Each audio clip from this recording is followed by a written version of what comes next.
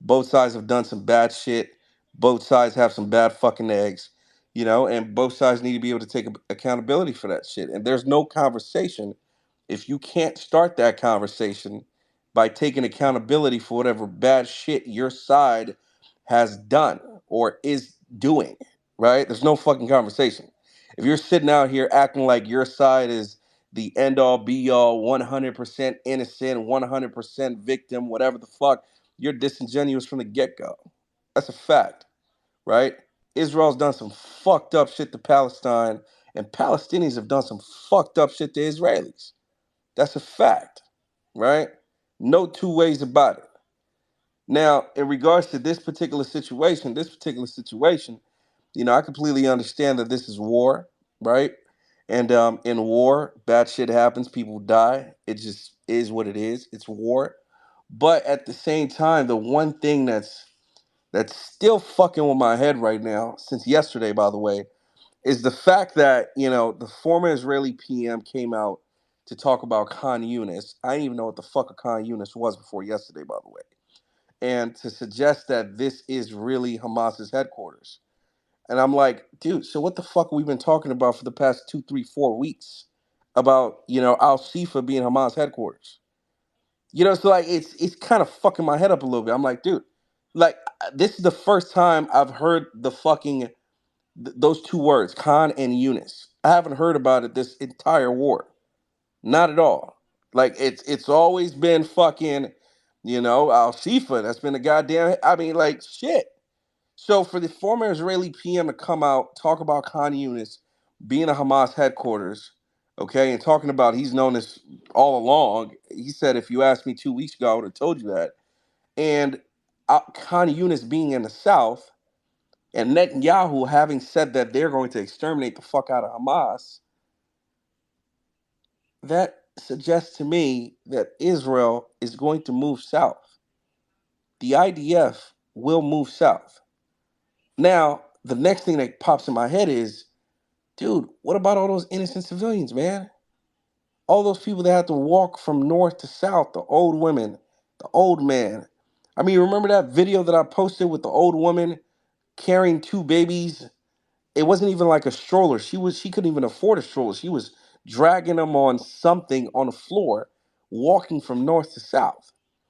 Like, you know what I'm saying? Like, it's kind of fucking my head up a little bit, bro. It's kind of crazy, man. Like, so you blown up the entire north, sent people to the south, and now you're telling me that at some point you're gonna have to go south to get Hamas. So what the fuck is gonna happen to all those goddamn innocent people? That's a little bit too much for my head to handle. I'm not gonna lie to you guys, man. That's a little bit too much, man. And I mean, like, I understand it's war, bro. I completely get it, but bro, man, I mean, you're gonna have a bunch of people suffering for nothing, man. Like I don't know, man. That part just doesn't sit right with me, man. Listen, I'm human at the end of the day. You know what I'm saying? I'm not a fucking military war veteran or whatever the fuck. So I do have a soft side, and I just can't fathom, just those people having to either go back north once the IDF goes south, or being forced to leave into fucking Egypt or some shit, bro. Like, and again, they've already said this. These Arab countries, bro. You displace these Palestinians, man. We're all going to fucking war.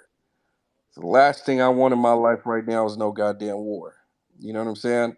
And I know it's the last thing anybody with a fucking heart wants either.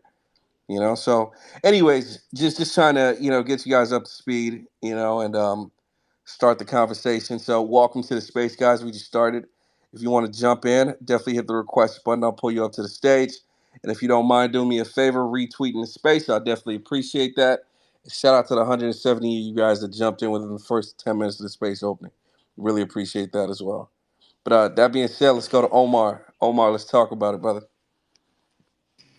Thank you, Nelson. I appreciate this type of space. And I do want to say, this is the type of conversations we need. And I may not necessarily agree with everybody, but I'm always willing to hear an opposing argument as long as it's not filled with any kind of genocidal remarks or eliminating any group of people.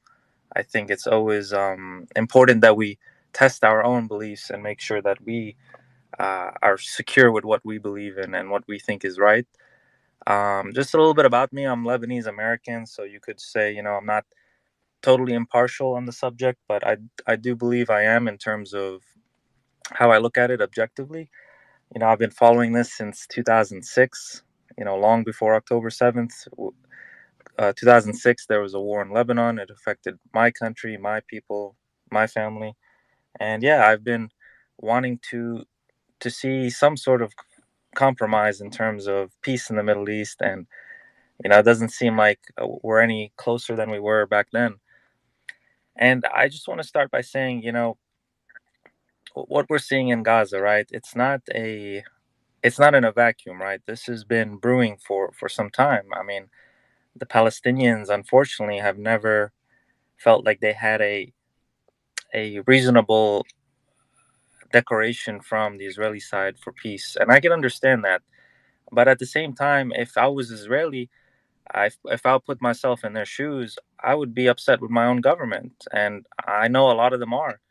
They're the ones that put Israeli lives in jeopardy. Yes, Hamas committed the atrocities. Yes, Hamas should be condemned. But at the end of the day, it's every country's government.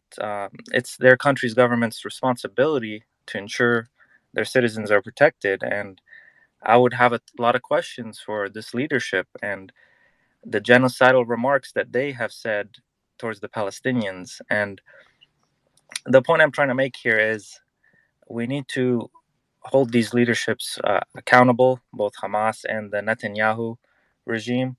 And let's start questioning, this cycle of violence and counter violence. It's nothing new. It's been happening for the last 75 years, and we can't just expect a different result each time. So I really implore the Israeli audience that's listening to start to rethink how the approach is being made, if you haven't already, on how to finally resolve this conflict. And I think going back to the 67 borders, having two sovereign countries between the river and the sea is the only way forward. I'm not in the camp that says Israelis and Palestinians are ready to live together. I don't think they're there, honestly. I don't think they're there. Maybe generations from now they can maybe reconcile again and come up with that, but for right now, there needs to be two states. I think all the refugees should be allowed to return. There's families still have the keys to their homes. I mean, it's what's right, and I think most people would agree this kind of compromise would be a great way to start.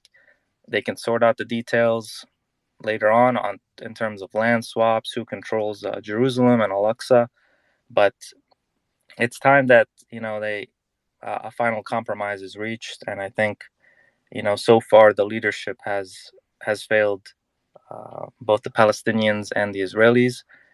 And yeah, I welcome any type of opposing views, and appreciate you guys hearing me out. And like you said, Nelson, I think at the end of the day, we don't have to always agree with each other, but it's important to hear contradicting arguments. And I want to be tested. I want to make sure that my beliefs are strong and I've really thought through them. So yeah, I really appreciate a space like this. Now for sure, my brother. I appreciate you. Appreciate you for jumping in, man. I mean, listen, bro. It's honestly, for the Palestinian sake, and more so the Palestinian sake, bro. Some sort of resolution needs to occur ASAP, bro. ASAP, because they're the weakling in this situation, and that's just being real. The Israelis are just too strong, too powerful militarily. They're it's hate is not going to get Palestinians anywhere, and that's just a fact. And I feel like the international community needs to step in once Hamas is gotten rid of. The U.S., the U.K., everybody needs to step in and pressure Israel into giving Palestine a state, their state. I think that's what needs to happen here. Because if they don't get a state, I mean, those guys are gonna. I mean, they're gonna keep. These terrorist groups are gonna keep forming, and they're gonna keep sending those missiles to Israel. And the Palestinian civilians are gonna keep suffering for. for the bullshit that those groups are causing. That's just the facts of the situation. Palestine needs its own state, its own sovereign state, and the international community should definitely step in to assist with that. Because this is starting to get a little bit too much, man. I'm not gonna lie to you, bro. It's starting to get a little bit too much. And one thing, another thing, right? That is kind of basically, bro. Anybody that's with that bullshit narrative of from the river to the sea is to blame for this situation for sure. You're part of the problem. Anybody that's with that from the river to the sea bullshit, you are 100% part of this fucking problem, right? Because the facts of the matter are very simple. You will never be able to get the river to the goddamn sea. Israel's not going to allow you to do it. That's the facts, right? Unless it's in your dreams when you sleep at night, or a fucking bedtime story that you read to your kids at night or whatever the fuck. You will never be able to get from the river to the sea strictly Palestine. That will never happen. The Israelis will never allow that to happen. You cannot beat the Israelis militarily. You cannot. They're a nuclear power. They're a military power. You ain't getting no from the river to the goddamn sea. That's a goddamn fact, right? And the West is definitely not going to be a part of that either. So the reasonable move here is to A, get these Hamas guys out of power. B, the West, everybody, every country in the world needs to step in when Hamas is done. They need to step in. They need to put pressure on Netanyahu and Israel to give Palestine their own state. 1,000%. Let Palestine have its own state in that region to call their own, right? Where they can choose to, where they can handle however the fuck they choose to handle. That's the proper way to go about this. Nelson, can I respond to you? Let's do it. So I'm right there with you. Palestinians need a sovereign Palestine. That's where we should have been for a long time. I'm right there with you. However, I think we need to, I'm going to challenge you a little bit. This idea that once Hamas is eliminated, the world needs to go in and force Israel to give Palestinians a state. Israel cannot create Palestine. I understand world pressure to make sure that Israel is sincerely and vigorously re-engaged in the peace process, to make sure that Israel vows to go to the table for negotiations. I understand pressure from the world about settlements, especially the way that the different settlements in the West Bank would influence a future Palestinian state. But we need to all be serious and not so infantilizing. I'm not saying this about you, Nelson, but we can't infantilize the Palestinians who have a responsibility here to negotiate for their sovereignty and to make promises about the safety of their neighbors. And so, yes, the world should make sure that a two-state solution is what everybody is working towards. But this is not, Israel cannot give it to Palestine. Israel needs to have someone to work with, whether that's the Palestinian Authority, whether that is some, UN body that comes to step in the interim while they hold new elections or something like that. Israel needs to be at the table, but Israel cannot do it alone. This is not Israel's responsibility, nor is it possible. Thank you. I mean, I definitely want to. Go ahead, jump in. Yeah, if I could just quickly No, the respond. lady. No, the lady that just unmuted. Go ahead.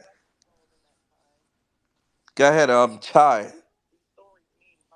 Nelson, yeah, can I just respond to what you said? Like the people who has been chanting from Not the you, river to the not sea you, are bro. to Not be you, bro. blamed. The lady, bro. The lady, man. The That lady, is the her. Chai. What? I think that is her. Are you guys fucking with me? No, What's that's going the on? name is Chai, bro. With the profile Dude picture. looks like a lady. Oh, shit. Oh, shit. I've, My bad, bro. My bad, bro. Let's go. it's okay, it's okay. I've been crying the whole day. Sorry, my voice is a little bit hoarse already from It's all crying. good. It's Anyway, all good. you said the people who've been chanting from the river to the sea are supposed to be blamed for this. Well, it's like this, Nelson. When you want something to be free, does that automatically means you want the other to to be wiped out of their existence? I don't think so. It's like you're in a relationship and you told your partner that I want to be free. Like what does he mean to be free?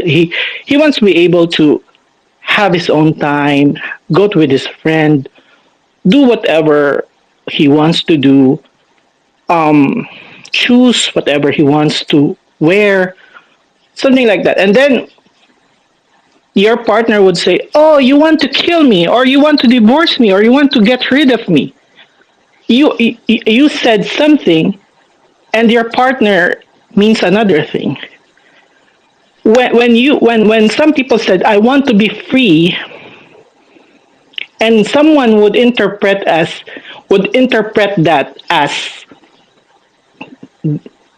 implying genocide, that is your interpretation because that is how your mind operates. For Nah, bro, you, bro. That's cap, bro. I mean, come on, man. Here's the deal, bro. You're trying you're trying to redefine something that's already been popularly defined as something else, right? So I mean, dude, listen. I completely understand you have your own definition. Great, awesome, got it, right? But in the world out there, beyond your definition and beyond you, it's defined as something else. Right? So if you want them to be free, use something else, say something else. Stop saying from the river to the fucking sea, because that has a different connotation than what you're dropping on the stage right now, my brother. You know what I'm saying? So just trying to keep it real. no, I mean, maybe you are understanding what I want freedom. I don't want to kill you or anybody. I Yeah, just absolutely. want to be able I want to be able to go out of Gaza without anybody checking on me. I One want to thousand. be able to study. I want to be able to eat whatever I want to eat and not be restricted. I want to be able to, have electricity in my house and water. That is Are you my in Gaza? freedom. That's the only. No, I'm not in Gaza, but I could understand like having no water, having ha, you don't have to be in Gaza to empathize of how it feels to have nothing. No, I I understand. I think that's the understand. problem with a lot of Western people that they don't understand the importance of not having water, having electricity. Of course we do. I do. Shit. In actuality, I doubt. I mean, Of course I uh, do. What are you talking about? Water well, is Can I jump in and help Shine? I no, think you. one second. Let Ty finish. Ty, so where do you live? look, okay, I'm in the Middle East. I'm from the Philippines. I grew up with the idea that Israelis or Jews basically are people with a biblical history. We basically look at them like saints. That's how I grew up, and I grew up with Muslims being bad. At 19, I went to work in the Middle East, and I met people. Nobody forced me. I see them. I see how they act. I interact with them. I don't have any reason to hate one or the other. But I can see it. It's like when we go to a conflict and we're trying to resolve it, you don't start by just asking who punched who first. You would ask where did it started? Why did he punch? What's the reason? When we go to this conflict, we don't start by asking, do you condemn October 7? Because it didn't happen on October 7. I knew about this before October 7. I knew how the Palestinians suffered. When I first came to, I didn't know all that. And why? Because media back then, they hardly talks about them. Why? Because the media back then was owned by people who have different agendas than the Palestinians. Right, And right, that is right, the right, truth. right, right. No, 100%, bro. 100%. By the way, when I say bro, is that your Yeah, wife no, talking? no, no offense, no offense taken. Don't worry. No, I just want to, wait, sorry, wait, wait, really wait, Taylor. quick. Let me figure out Okay. this pronoun shit first. So, is this do I say sis in her, not bro? It does at this point when there are kids dying. I does it matter to me? No, no. I just You know, want I to even make a I want challenge. to respect you. You know how passionate about I am about this thing.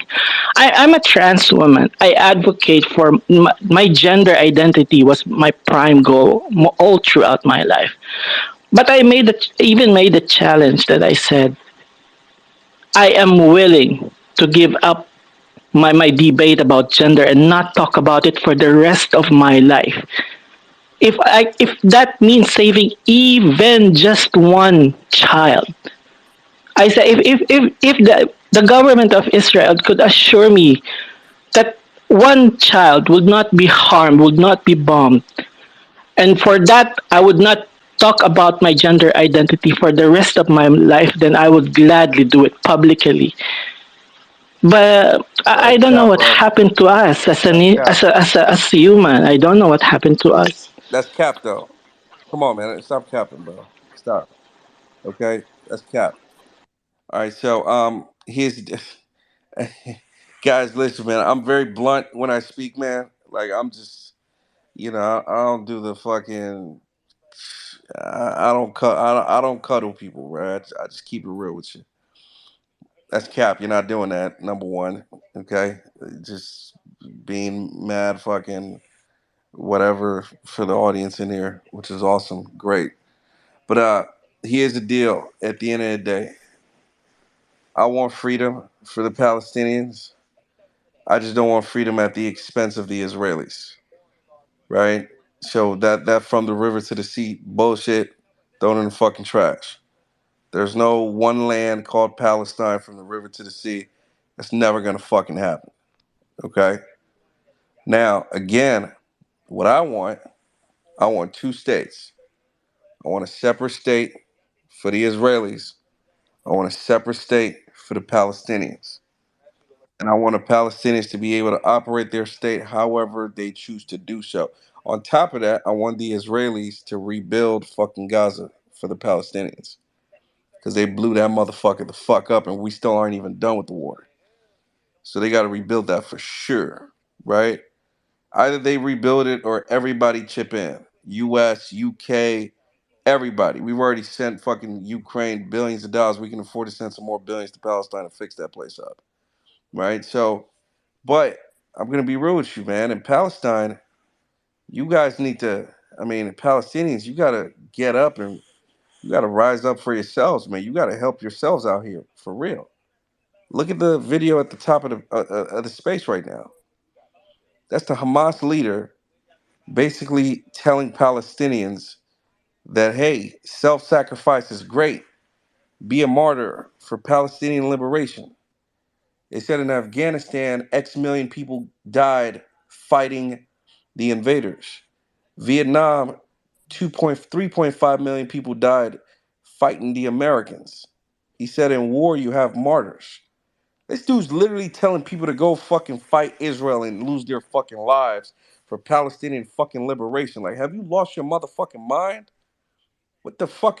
What? Have you lost your fucking mind?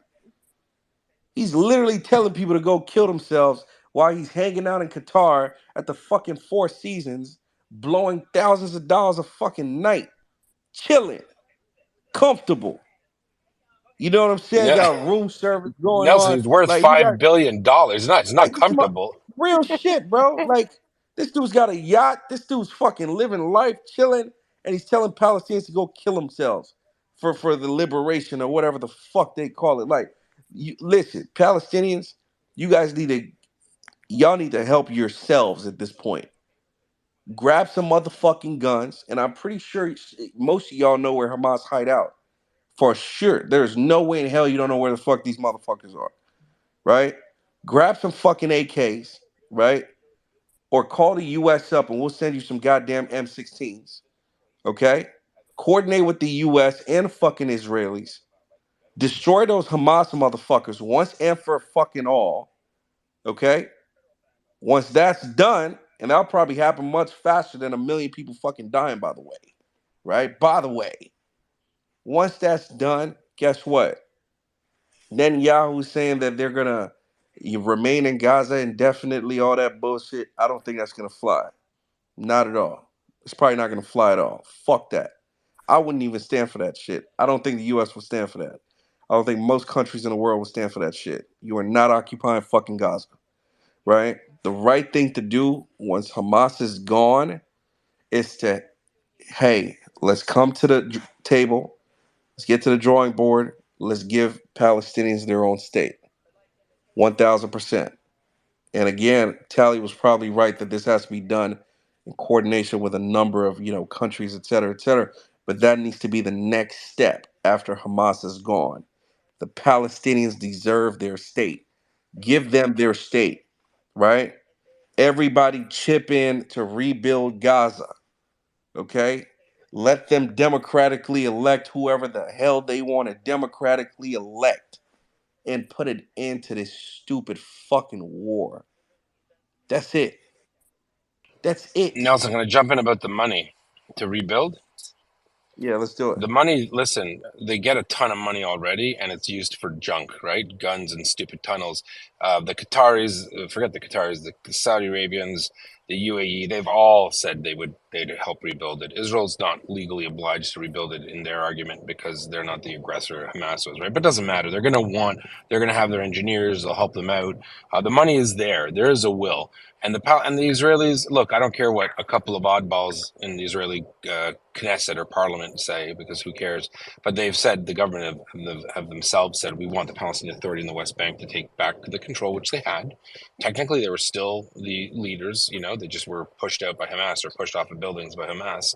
And they want them to come back in. Now, it's funny. Abbas said, I'm not going to go back on the tank, on the back. I'm not going to rule Gaza on the back of an Israeli tank. Fair enough. But his prime minister said yesterday, no, we'll take it. We'll do it, right? We'll administer it. And you know what? Get into it. They keep talking about unfairness. Get international people in. I don't know why the Israelis are talking about it now. They never said it before. But put your money where your mouth is, Qatar. But why don't you peacekeep it, right? Egypt, Jordan, Saudi Arabia. You send people there. They're your people too, right? And then that way, get the Israelis out of there. Let the family deal with it. You know what I mean? Keep it in the family. Let people in the family help each other out and give them a leg up. That's the way forward, bud. Everything else you said is right on point, man. Nah, absolutely, bro. Let's go to Free Assange. Let's talk about him, my brother. Thank you, brother. Thank you. Okay, Nelson. With your opening statement of common sense approach, I really agree with that. And common sense seems like failing on both sides, as you said yourself. In the last 30 years, there has not been any productive kind of engagement after Oslo Accords.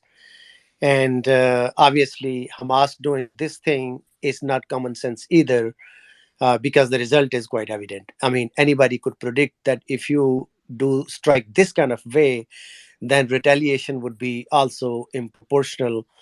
And once you do not have to defend yourself, means to defend, I mean, what is the purpose of doing this?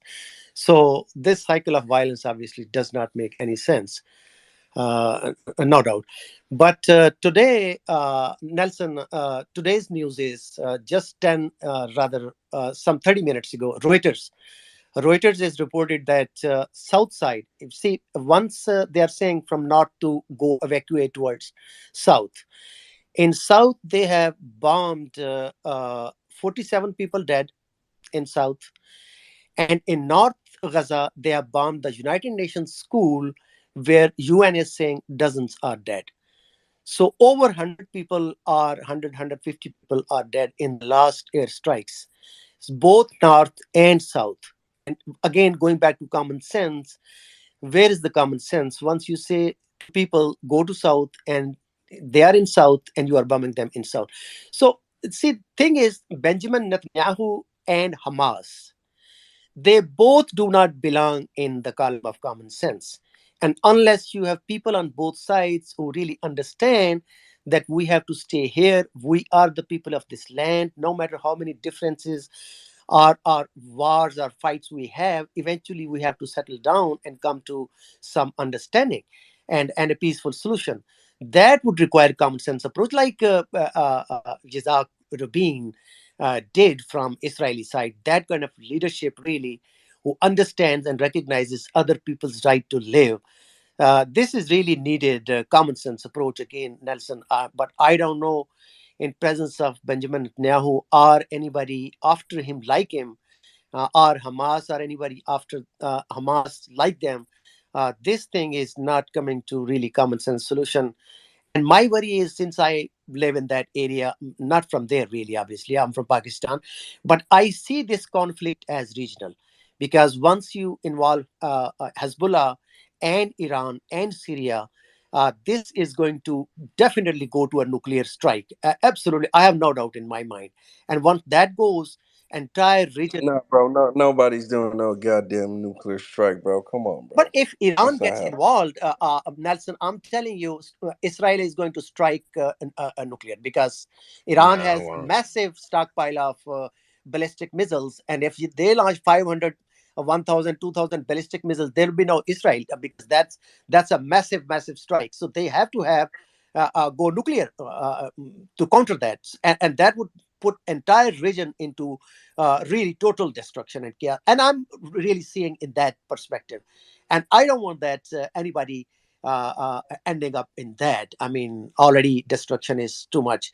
So common sense approach, man. I don't know who is going to bring. There is nobody on both sides at this moment to come to this kind of peaceful solution. I hope America gets involved, or Saudi Arabia, other world powers, or United Nations, like Tali said, also some UN kind of body which comes over and takes over for preliminary period. That may be a solution, but these both parties are really not capable to come to a peaceful solution. That's my really take. And I hope, wish, and pray for everybody that it comes to a peaceful settlement. Thank you, Nestle. Nah, absolutely, bro. Absolutely. Let me go to Gaitan. Gaitan. Yes, thank you so much, Nelson. First time talking to you. I'm second time talking in this space.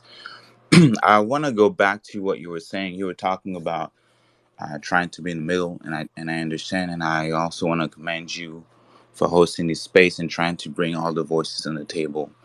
Um, when it comes to this situation and the conflict between Israel and Palestine, and I think you say that like all we want, what everybody, and I want to believe the vast majority of the people want peace, right? But it's very important that when we talk about peace, we need to bring justice on the table, and we cannot do justice, or we cannot bring justice for the people of Israel. We cannot bring justice for the people of Palestine without talking about facts. So Chai tried to explain, according to their perspective, what from the river to the sea meant. You disagreed, and you said that to you, when someone mentioned, and from the Palestine side, right, from the river to the sea, you see that as a genocidal ideology. So if we have to go with that logic, how would you call? Because right now, as of right now, the leading party of Israel, which is a Likud party, they have in the chart, and I'm gonna read it. Right in the charts, the the right wing party led by Netanyahu, they said the right of the Jewish people to the land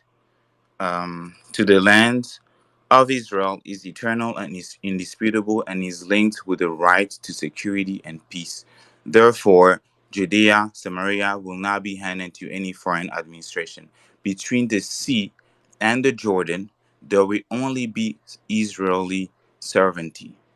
So, if you want to say that from the river to the sea, if a Palestinian says that, that's that means uh, killing, right? Because that's what people are saying, or I want to say the Western views are saying, then why are we allowing Israel, whose leading party um, clearly states that there will only be the Israeli sovereignty from the river to the sea, essentially, and they even more specific when they talk about Jordan.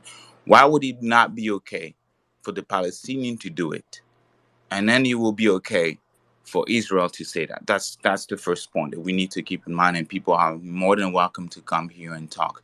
The second thing is when we talk about two-state solution, when we talk about peace, right?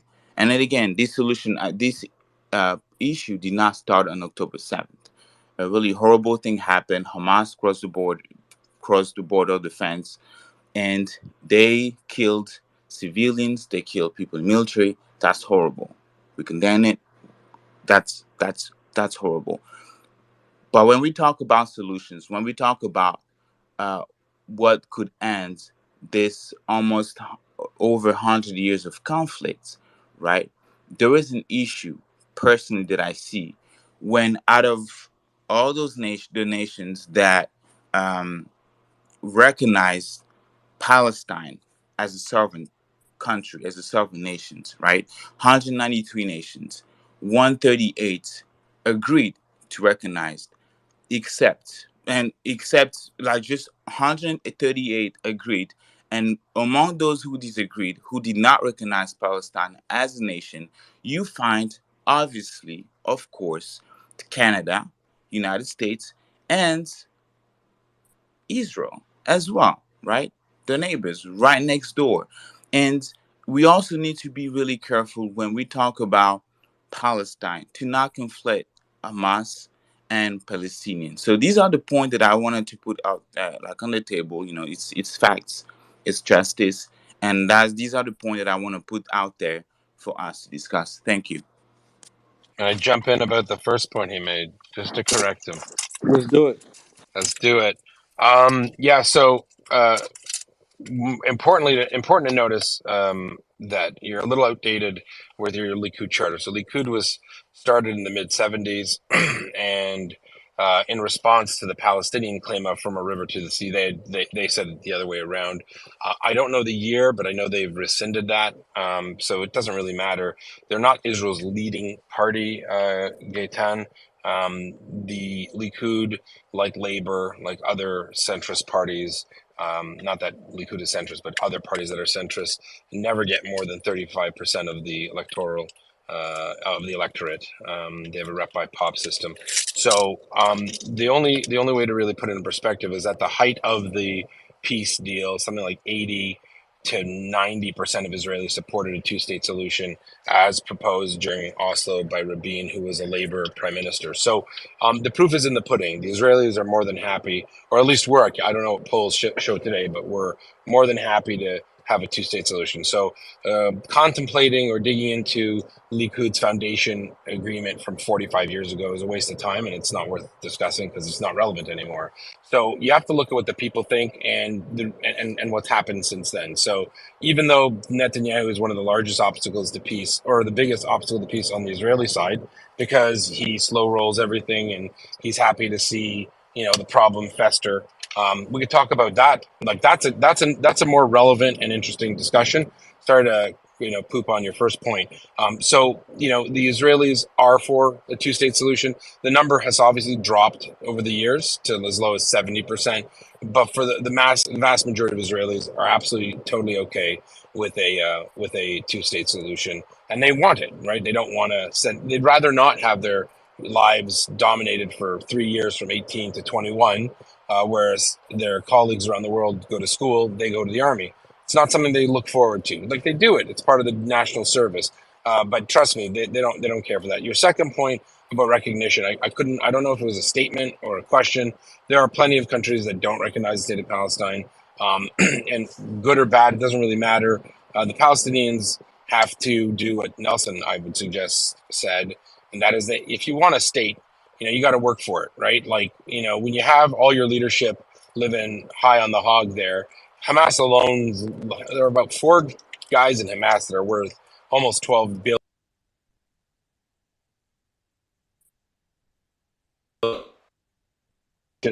that take that aid money and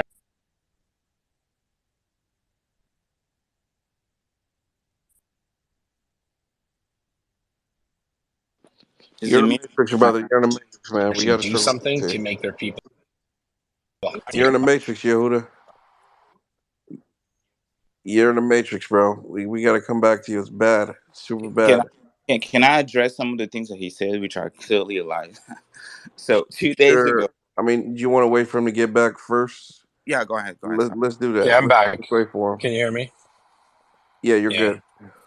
All right. Yeah. So I mean, regardless, once the only important country that matters is cool with it and says, "Hey, we have security guarantees that the Arab brothers are going to make sure that Hamas and other terrorist groups don't pop up, like Hamas 2.0 don't pop up." And here's, boom. Once the only state that matters, which is Israel, recognizes the state of Palestine, that's when everyone else in the world who hasn't done it yet will do it. And so it's irrelevant what you think or what I think or how I feel, or if I feel it's gone on too long. Israel, this is between Israel and the Palestinians. They got to make it work. The Palestinians got to meet them halfway, and the Israelis, I'll say this: the Israelis have to meet them halfway. After this, there is no Netanyahu. There will be a centrist government. He won't be in politics ever again. So that huge obstacle is gone, and people realize that there has to be some kind of resolution to this because it can't keep going on forever and ever and ever. And no, there are no lies in anything I said. I don't care what a Likud party member that you heard said on the radio or the television. It doesn't change the fact that the vast, overwhelming majority of the Israeli population, including Likud members, support a two-state solution, and that's a fact. That's verifiable. You can check it out. You sound like a young fella, and I appreciate your interest in the region. But if you don't know the facts, there's always time to learn. Thanks. Can I respond real quick, please? So Yoda, you said that first of all, you were talking about the people, the liquid people, when I was talking about the political party, which has about more than 60 I seats. can't hear anything. Can you all hear me? Oh, okay, perfect. So now you were talking about the Likud people. I was talking about the Likud party, right? I was So talking about the party too. you said people, and then you said I that. said foundation document of the Likud party. That's a Okay, party. all right, cool. Party. So we are on the same page on that. And you claim that they do not, that the Likud party is not the leading party Correct. in Israel. While that is not true, in the sense that the Reuters 2 days ago, and I just posted it, they said, and I'm going to read it. Israeli opposition leader Yair Lapid said on It's Thursday. only me or somebody else. I don't hear anything. Reconnect, dude. Sounds like it's a you problem, man. Yeah, bro. Just Nothing reconnect personal. the phone, man. Gaetan, go ahead. Yeah, Israeli opposition leader Yair Lapid said on Thursday it was time to replace Prime Minister Benjamin Netanyahu, and that there will be broad support to form a unity government led by Netanyahu's right-wing Likud party. So Netanyahu, the current Prime Minister of Israel, he is the head of the Likud party, and what the information that I got about the charter, that's on the Jewish library.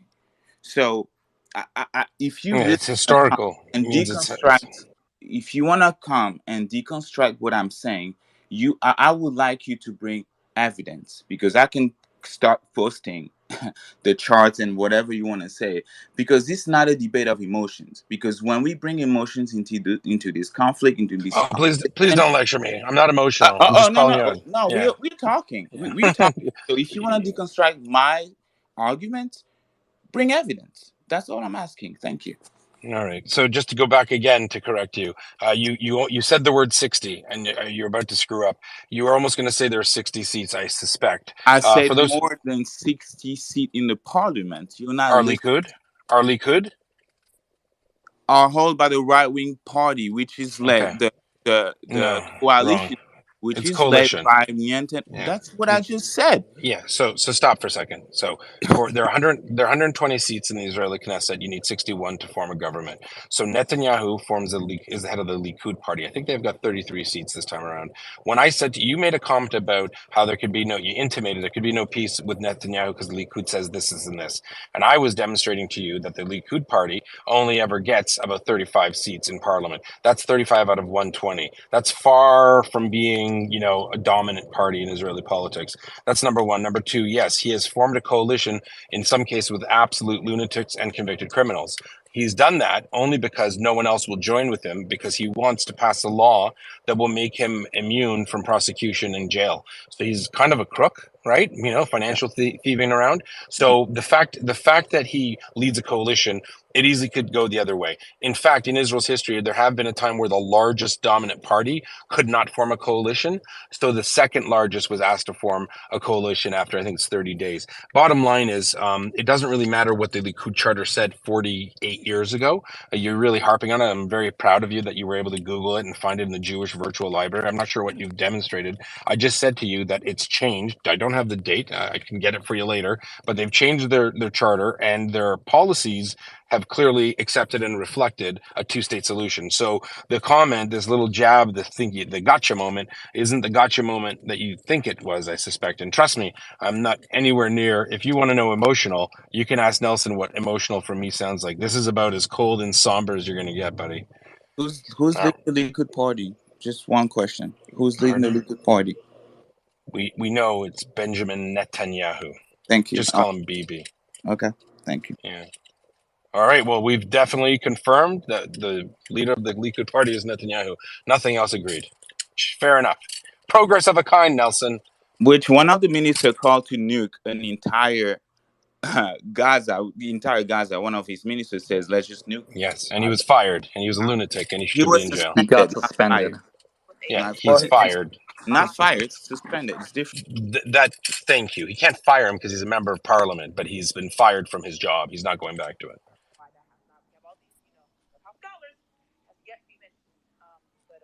Yeah, we can agree he needs to go. Yeah, Can I say something real quick? All psychopaths should go, no doubt. What about Netanyahu citing Hamalek? What do you think about it? What do I think about it? The misquote from the Bible. I saw that video. You guys got to try harder than that. If you're gonna put up like fake stuff, like who cares? Amalek is, for those who don't know, it's a non-existent group of people that come from the Bible. And if you don't believe in the Bible, would you believe that it's just a story? Of something that happened 3,500 years ago. So he didn't quote Amalek the way it said. I actually speak Hebrew, and I saw the translation that certain pro-Palestinian sites wrote. They actually said in our holy Torah, it says he never said that in Hebrew. It's a reference to an eternal persecutor of Jews. So basically, how do I say it? Amalek is a metaphor of those who want to destroy Israel. That's what it means. We could have that conversation offline. I don't want to bore you with religious anthropology. So Human Rights Watch, who said that was the intent for genocide, was lying. No, I don't know what they said about it, but I just told you what Amalek is. Amalek is not an actual group of people. The Palestinians aren't Amalek. Amalek is I'm Christian. Amalek is like that's. I'm happy for you. Amalek is like the devil. So Jews don't reference the devil. They'll reference Amalek. Like we have to destroy the evil within or the evil that's there. That's what it means. So when He was referring to Hamas. When the former had, he's saying they're Amalek. They're someone that is an intractable foe that want to murder all the Jews. So he calls them Amalek. Yeah, I didn't actually know what Human Rights Watch wrote about it. I don't think it's relevant either. Netanyahu is a non-entity. He's the leader of an emergency unity government, and once this is over, he's going to be bye-bye. So I don't really want to talk about him because he's gone. Thank God. Yehuda, did you say the Likud party didn't have control, or what did you say about the 32 seats? I just said that the Likud party is in a coalition with an equal number of seats from other parties because it doesn't have enough to form a majority government. So it's the one in charge that has the most seats. The next party down has, I think, 2 less, so they didn't get to form the government. Remember, they need 61 seats to form a government.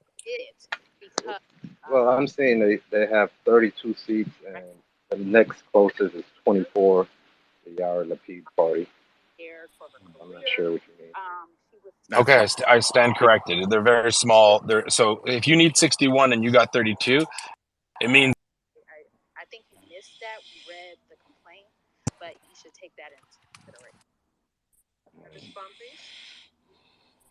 Go ahead and respond real quick. All right, beautiful. Okay, so the one thing that needs to stop happening is that we have to stop infantilizing women. Okay, women. Nelson, do you have something in your background? I'm hearing about women infantilizing. Yeah, who's talking? What is that? There may have been coercion on the side of things. I think that's Nelson's background. Nelson, you're. He's watching YouTube. Oh. When it comes, let's say, Miami, correct? So there is definitely things that. Why don't we listen to that for a bit? Turn up your mic, Nelson, or your speaker. Dude. I didn't know you guys could hear me. I literally have Dude, a we were whole listening to the other. whole thing. We got education. Are you on OnlyFans? Are you crazy, dude? I've got a whole other room going on right now. On the other app, we got like 400 or 500 people in there. I opened it before I opened this, so I kind of got to keep both of them going on at the same time. So if you guys can help me moderate the discussion here, that'll be great. But yeah, you guys literally have me on part time right now. You don't pay me enough. You know what I'm saying? We're feeling very neglected, Nelson. I What's your cash feel app, like Nelson? you're cheating on us. Shit, you gonna Nelson's need a wiring cheater. instructions, man. I don't do cash app. I leave that to the Suleiman and the docs of the world. You know what I'm saying? Wiring instructions. But I need a third co-host real quick. I can't put Yehuda. People are gonna kill me. They're gonna kill you. Lena, boom. There we go. Lena, help me moderate this thing. Keep it going, keep it flowing. Let's talk about it. All right, can I pose a question then? Anybody can chime in. Or hey, next time can we have me and Afzal as co-host? It'll be a battle royale. It'll be a gong show, Nelson. Oh hell yeah, I can do that. Shit.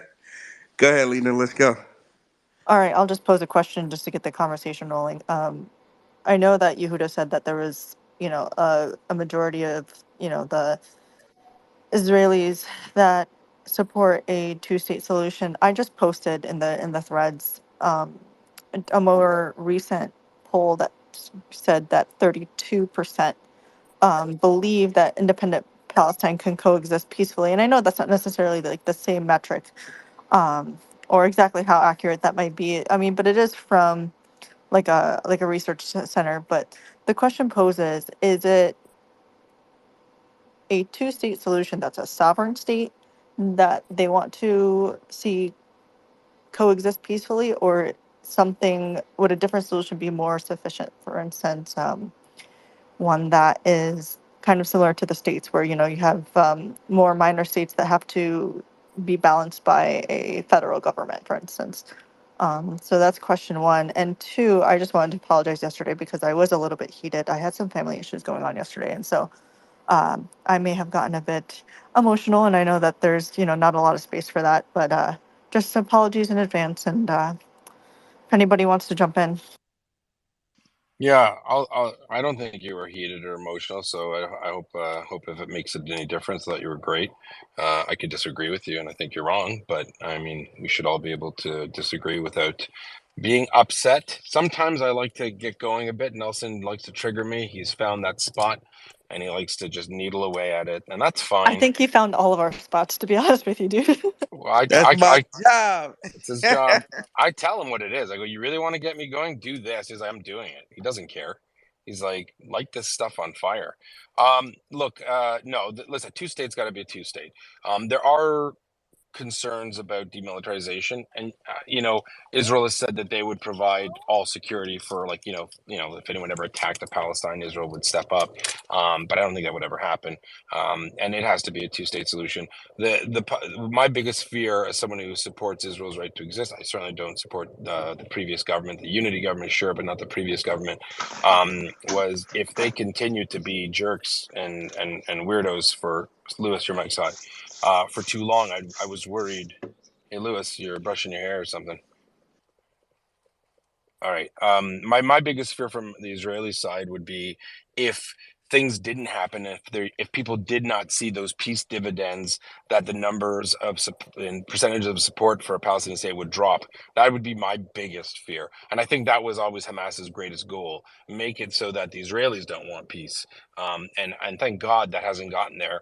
Even Likud, Netanyahu has had to admit that there will be a peace treaty and a Palestinian state because the Americans told him, "You guys signed it, you're doing it," right? But he obviously hates the idea, and most of his party recognizes as well. If you want to be in the big boy league, you put on your big boy or girl pants, and you have to follow the rules. And the rules are: they've signed on to Oslo, the world supports it, the Israelis signed on to it, and the Israeli public overwhelmingly, literally, unless you're a nut job, I'm just gonna, I don't like using that word, I don't want to sound ableist, but unless you're just really like psychologically and religiously motivated to be a total weirdo, you are supporting it, right? If you ask, there are plenty of videos. There's a guy named Corey Gill Schuster. He does a ask a question, and he just walks around Israel and Palestinian territories of Palestine and asks people questions from the world. Anything that you want to ask, if you get selected, he will ask your question to 50 people, and the ones that with Israel is like, what would you do for peace? Or or do you believe in a two-state solution? And every single person says yes, with maybe a couple of weird fanatics who use religion as a prop, but they'll say as long as there's peace, as long as there's no suicide bombing. So for me, I think the Israelis are the easiest to convince for peace, because they just want, they're not hung up on some like, oh my God, there has to be a Jewish flag on the mosque. They don't care. They just don't care. And that's our biggest hope for peace, because the dominant power wants it, and we just need to get the Palestinians there too. Hope that answers your question, Lena. So just following up on that question then, so what exactly in your eyes are those fanatics called? Like, so we call them Zionists. Do you disagree? Do you not agree? And Oh, then, for sure we disagree. I'm a Zionist. Anyone who supports Israel's right to exist in my book so is a Zionist. I completely am with you. I'm with the idea of Israel's right to exist. I 100% support the Jewish, a Jewish state, or a place of safety, or a place to accommodate the current Yeah, I Israeli get threat. it. Right. So, but I'm So saying, So how do we label these fanatics? How do we label who are these? they? Who are they? Right. So I'm going to say something from a religious perspective that might sound elitist, but there are groups of people. I'm not going to say they're all from America. They're not. There are groups of people that have a very I want to say rudimentary understanding of Judaism, who maybe sometimes become religious, like almost like how a lot of like fanatics in say an Islamic terror group might be converts, or people who are not religious who became religious. Do you know what I mean? So they want to be more Catholic than the Pope. Sorry to use that expression. And so there are people that don't have the structure or history of say Jewish learning. They might be the first in their generation, and they look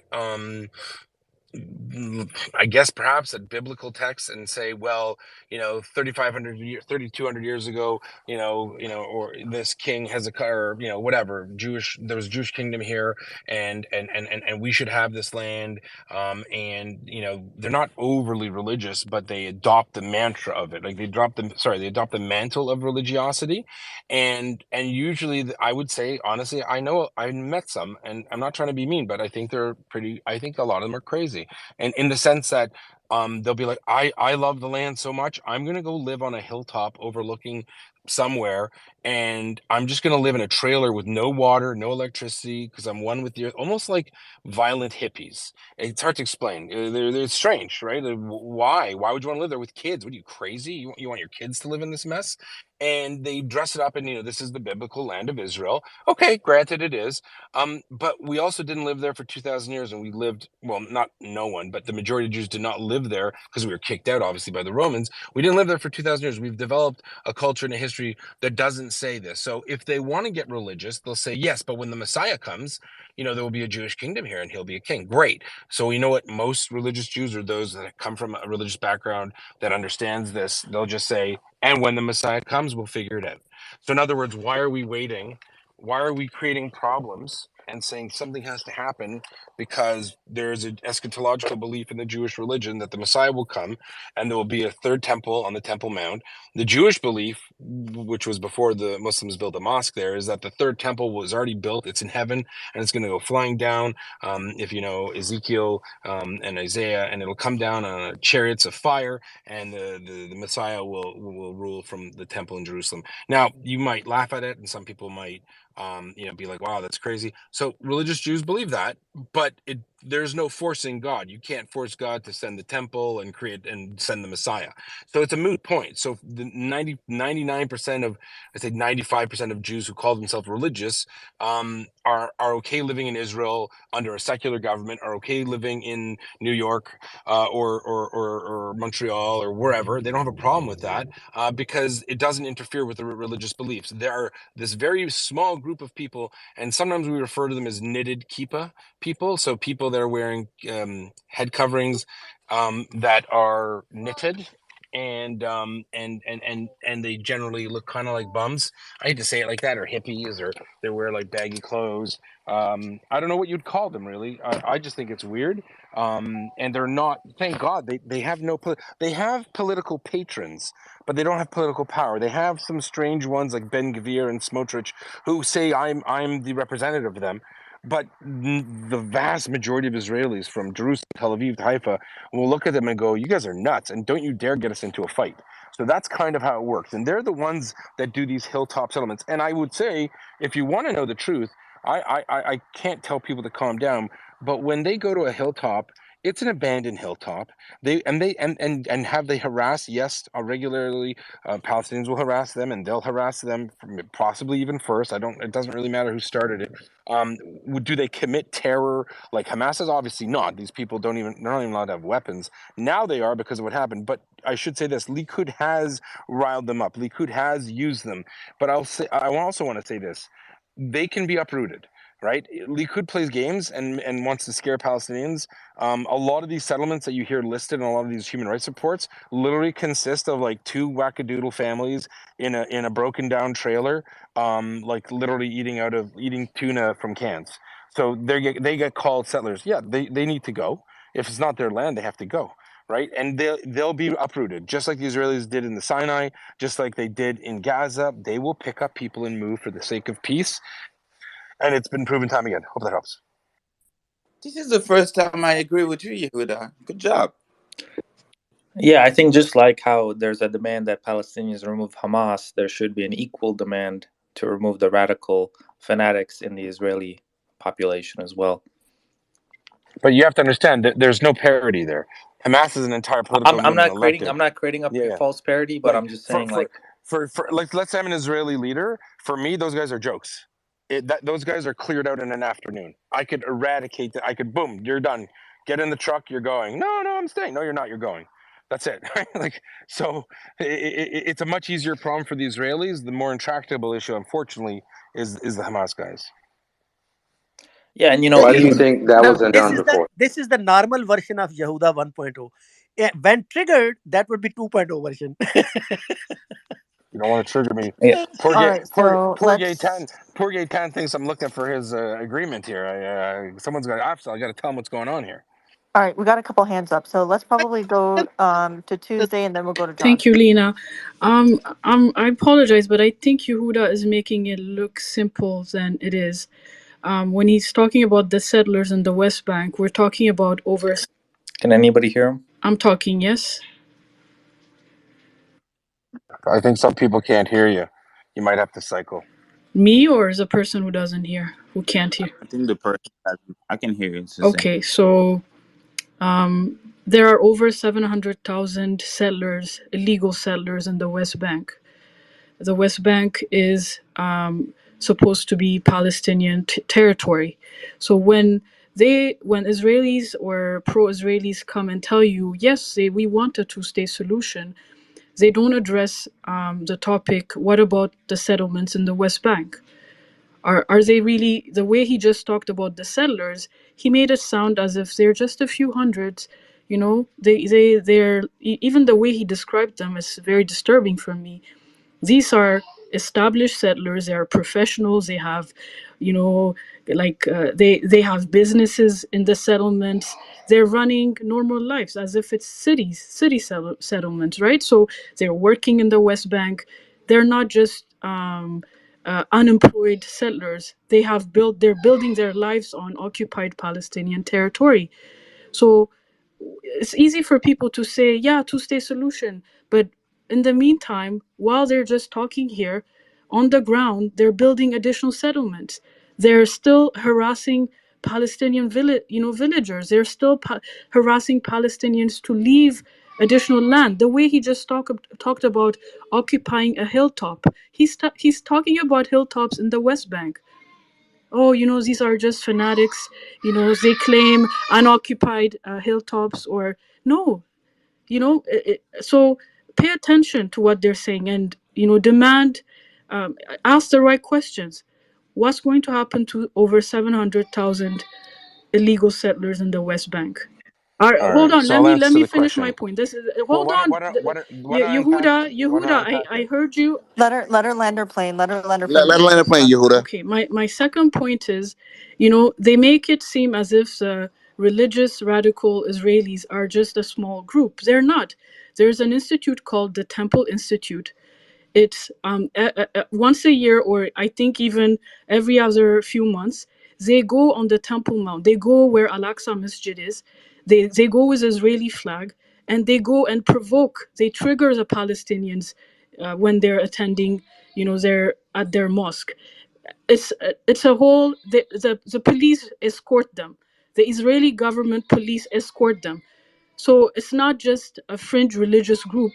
The government gives them backup when they go at the Al-Aqsa Masjid, on the Temple Mount.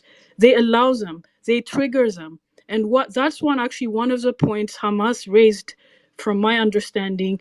They completely oppose what's happening also on their holy site in Jerusalem. So, they make it sound very simple, but it's very Can complicated. we land the I'm plane so done. I can Yes, answer thank it? you. Yeah, okay. So, well, I'm actually happy today said what she said, because it shows that she knows very little about settlers and settlements. So she also misrepresented what I said. I didn't say everyone who lives in the West Bank is what I described to Lena. Lena asked me about the weirdos, so I described them for everybody. When it comes to settlers, I'd ask anyone who's interested in it, all you have to do is look at a map of the settlements and then look at something called the Green Line. So the Palestinians have already accepted that the 500,000 Jews that live on the Green Line, which is literally 100 meters off of the 1967 border, that they will stay in Israel. And they will be annexed to Israel, and the Palestinians will accept the land transfer in another part of the West Bank. That's at least 500,000 in the Jerusalem area alone, plus another about 150,000 in other Green Line communities. The other handful of people in Hebron, which I think there's a few thousand, and these smaller places will be evacuated with international guarantees to protect the holy sites. So you're just wrong on that one. And the Palestinian Authority themselves accept that will happen. No, like, for those who don't know, suburbs of Jerusalem, entire suburbs of Jerusalem, that have been there for 50 years are considered illegal under international law. So the let's go. Hold on, sorry. The Israelis know, or pardon me. Sorry, I'll have to come back to you. I got a child issue here. All right, I think John was next, and then we'll go to Gaten. Gaten. I'm sorry, I don't know how to say your name. Gaten's My fine. question is generally for Buddha, but I guess anyone who's more knowledgeable as well about the whole situation right now. Roughly, what was the support for Hamas before October 7th in Gaza, population wise, and what is it, do you think, now? And if it's lower, why aren't they asking the United States for help?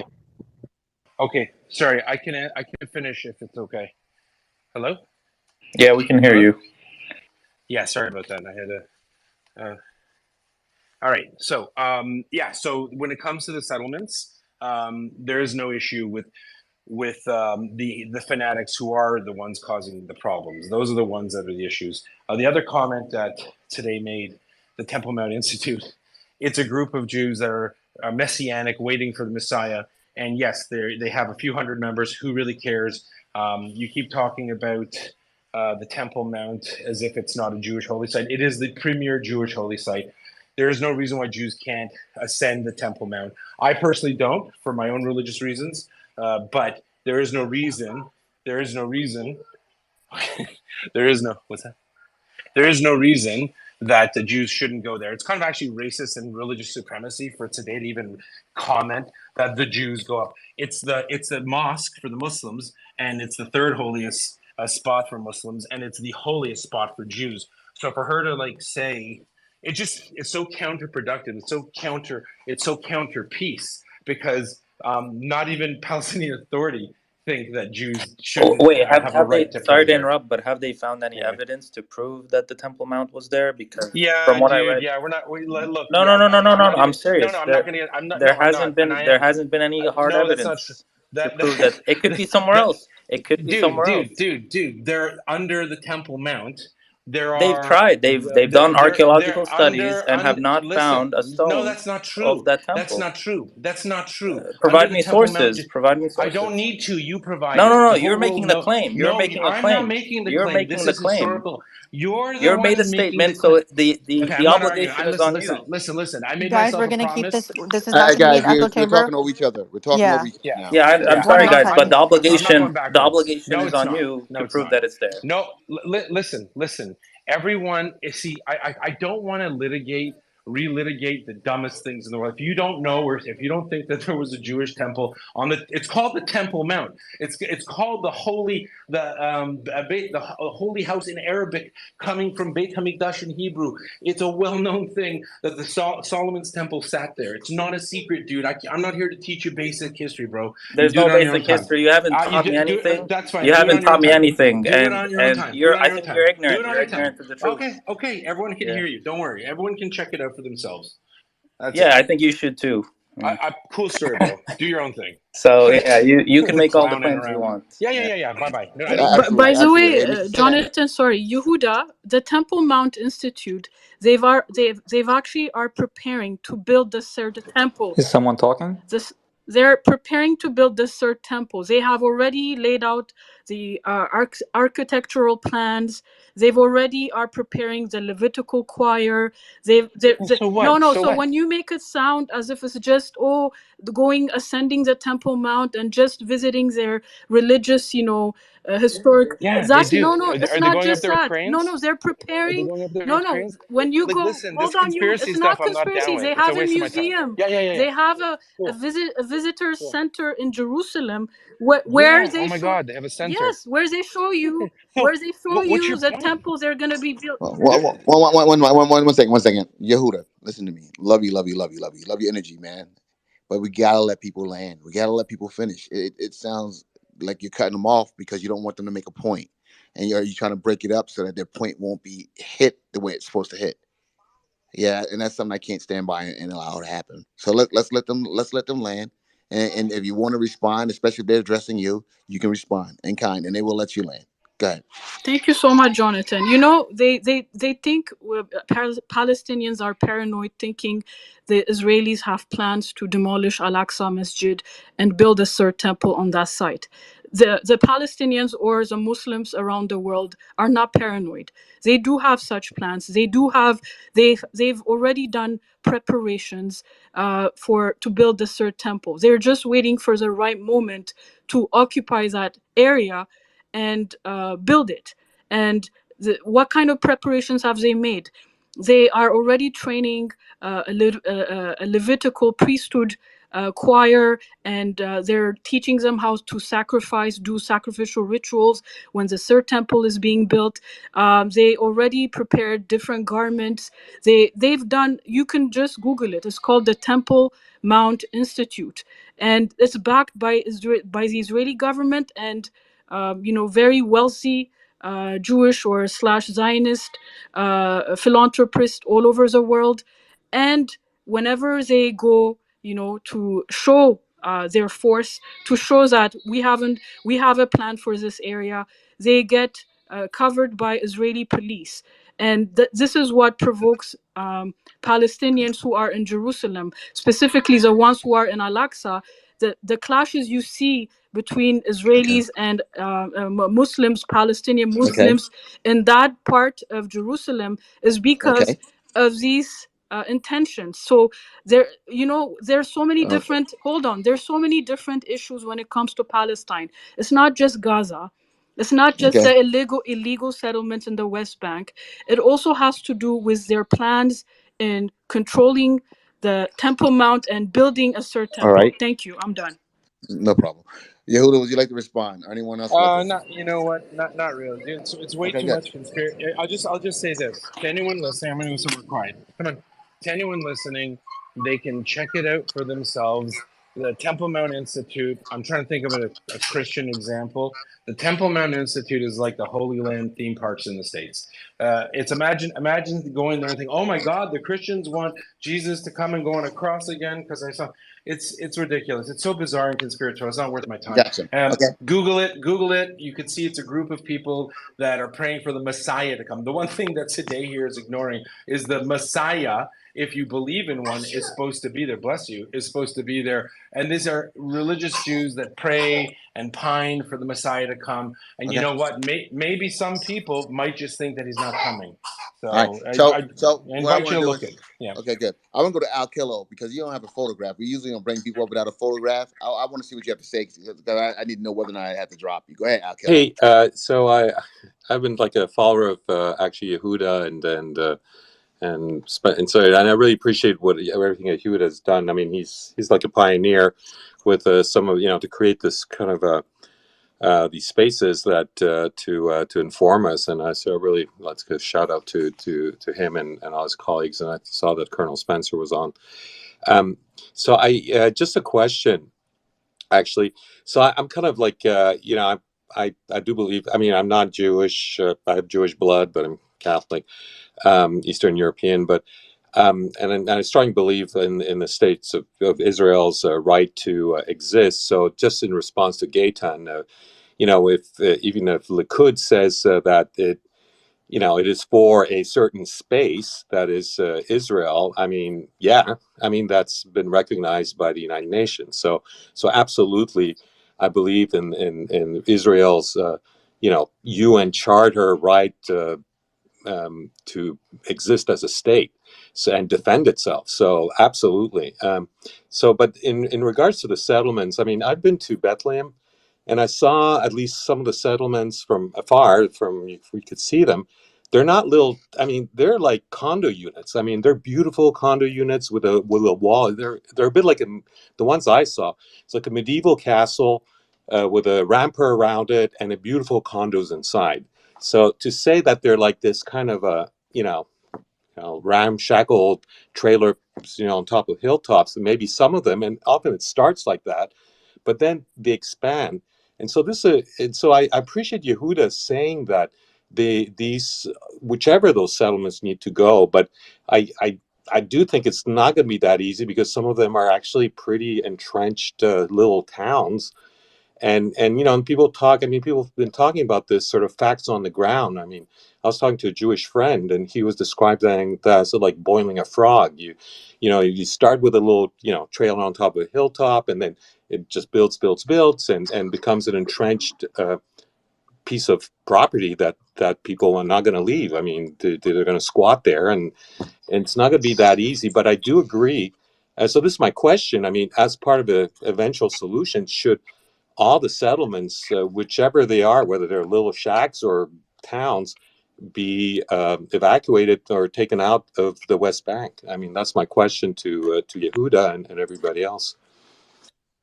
Let me just I say could this. answer that. Let me just say this. I want to jump in because you guys have said something entrenched. Okay, I've been pro-Israeli and I am since the beginning of this thing here. Okay, this October 7th, because I think what happened on October 7th was atrocious, and I think that the Israeli people have the right to protect themselves. However, with that being said, I don't. There's nothing's too entrenched because when the Israelis showed and some of the Palestinian people were moved out of their home forcibly, those people were entrenched in their homes as well. All right, so Being pro-Israeli doesn't mean that I'm pro-settlement, because I'm not. I think in order for there to be peace, those settlements have to go. Now, I understand, if these settlements are close to the Israeli border, that Israel will probably not want that to happen right away, because that look what happened in Gaza when they removed the settlements from Gaza. All right, and the people were able to get close to the border. The rockets are flying right from those areas. I can understand security concerns about that, but I just think that the settlements cannot stay. There's no way the settlements can stay. You cannot occupy someone else's land, all right, and say that you have a two-state and say that they're a state, okay? Because if they're a sovereign state, then you shouldn't be on their land. So I don't care how beautiful they are. I don't care what they look like. I don't care. They have to go. Or excuse me, the people have to go. That's there. That shouldn't be there. So you can't have it both ways. You can't. I'm sorry, you can't. And some of you guys, pro-Israeli people, may disagree with me on that. But I I stand 10 toes down on that. You cannot occupy that land, okay, and then call for and resolve this problem. You can't. There's no way. So can I quick follow up? But the security issue is real. I totally agree that. So I mean, and eventually, so the West Bank. I mean, is that going to be like is the UAE going to be controlling? I mean, it's going to be like a joint partnership between Israel, Egypt, and UAE to administer, or at least for a temporary period, for a cool off period of 5 years or 10 years. Because I do see the danger. I could see, from an Israeli point of view, if all the settlements were evacuated now, there's a high probability of a Hamas-like situation happening again, but this time in the West Bank. And anyway, so I just feel that's a terrible situation, and I hope people are going to come to some sort of reasonable solution. But I do agree that those settlements somehow need to go, and we Americans should. I think it's shameful that we allowed this to happen. That we didn't say anything. The last person to say anything was George Bush Sr. But all subsequent administrations, they kind of. So, anyways, I appreciate it. Thanks. Yeah, and if I can quickly add to that, Al Kilo is completely correct. They are more than just a few tent cities. And yeah, these big settlements that are cities, some of them even have, shopping malls in them. We're not talking, just a small little town. There has to be creative solutions, right? There has to be some sort of land swap, which includes land of equal value and size.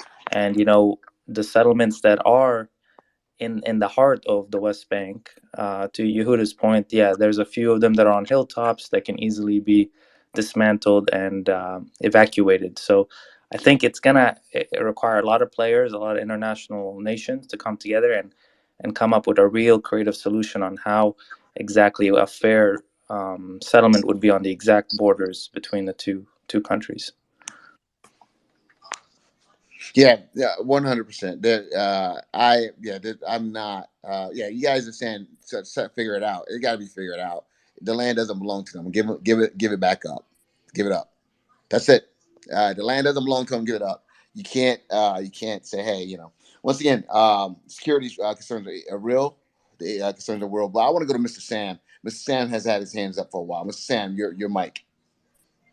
Hey, great space, everyone. I wanted to the settlements, they're around like 500 to 700,000. So it's going to be a big international project to like realign or reshuffle that situation. But I just have a quick question for anyone.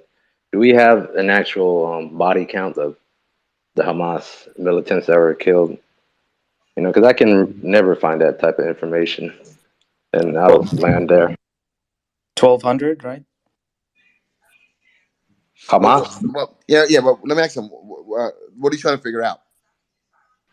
I just want to know, people tell us 10,000 people are dead. I don't know which, we don't get a body count. Are you talking about Hamas or Palestinians?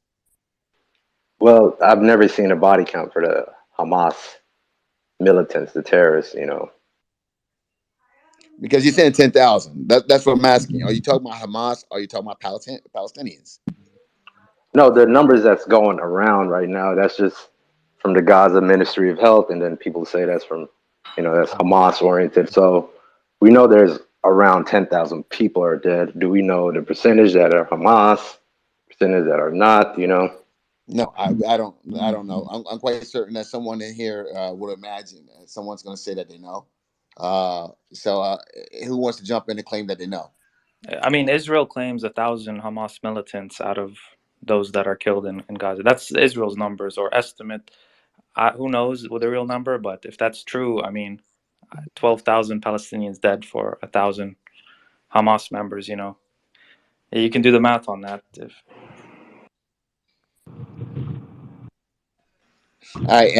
No. Well, yeah, we don't know that. We definitely don't know that. That would be interesting to know, to learn. So I'm going to go to um, is it Getton? Dolphin? Gaten sounds Gaetan in French, but that's okay, brother. Yeah, let's go. Um, yeah, yeah. So,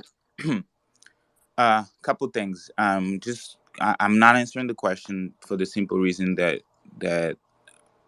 it's hard to know how many people exactly belonging to Hamas has been killed for the simple reason that we said here, the militant group actually committing war crime by fighting with civilian clothes and stuff. But that should be really telling to how the IDF can tell apart like real civilians with combatant, and that's really the fine line, right? Like if they cannot tell us precisely who is Hamas and who is not, then there is this fine line of collecting punishment, right? Like we don't know in this house who is a terrorist and who is not. They just bombed the whole house, right?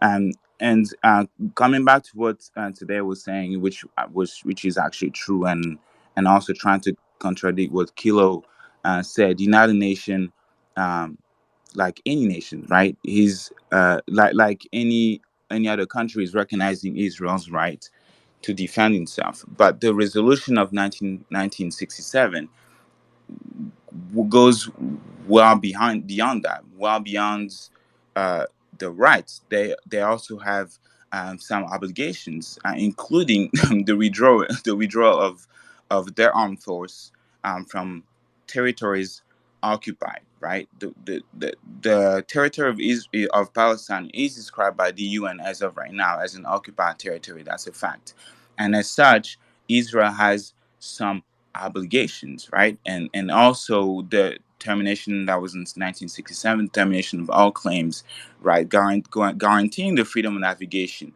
from international waters in the area. And we can see that Israel does not allow um, Palestinian to move freely. Um, and also guaranteeing the territorial inviolability and political independence of every state in the area. And again, as an obligation as a state, Israel does not uphold to that value. So that's the difference between a country, right, and an organization that is deemed terrorist by some countries. Is that one has rights and one is abide or should abide by the UN by international laws, and the other one is not. The Oslo Accord, which was mentioned here by my brother Yehuda, right, happened in what 1993, I believe. 93. Yes, 1993, I believe. Yes, 1993. But Hamas wasn't born until 1987. And if you wasn't was born in 1987, but in 1993, Hamas was not part of the process. They were not even part of that. It was between Israel, it was between Palestine, led by the PLO movement, and then the United States was in between. So what happened is that Israel accepted, right, that the PLO as a representative of Palestinians. So if they have to listen to the legitimate voice of the Palestinian people, they will listen to the PLO party or the legitimate government. They have ambassador in the UK, in the US too, they were kicked out by under Trump administration. These are the right people that that the world should listen to when it comes to Palestinian issues. But since 1993, right, when that accord, and that was my second point at the very beginning, Israel has not recognized Palestinians or the state of Palestine as a sovereign country. That's an issue. So the only party within this Palestinian branch that is advocating for Palestinian rights in a really peaceful way, they're not even being recognized as such by the US, by Canada, by France, by Spain, by over 50 countries. But then they're gonna tell us that they want a two-state solution. No. Yeah, that's a great point because why would Israel, make concessions if it's not under any pressure, right? Why would the radical government that Netanyahu has created ever concede anything? I mean, it's a human nature, right? Why concede something when you don't have to?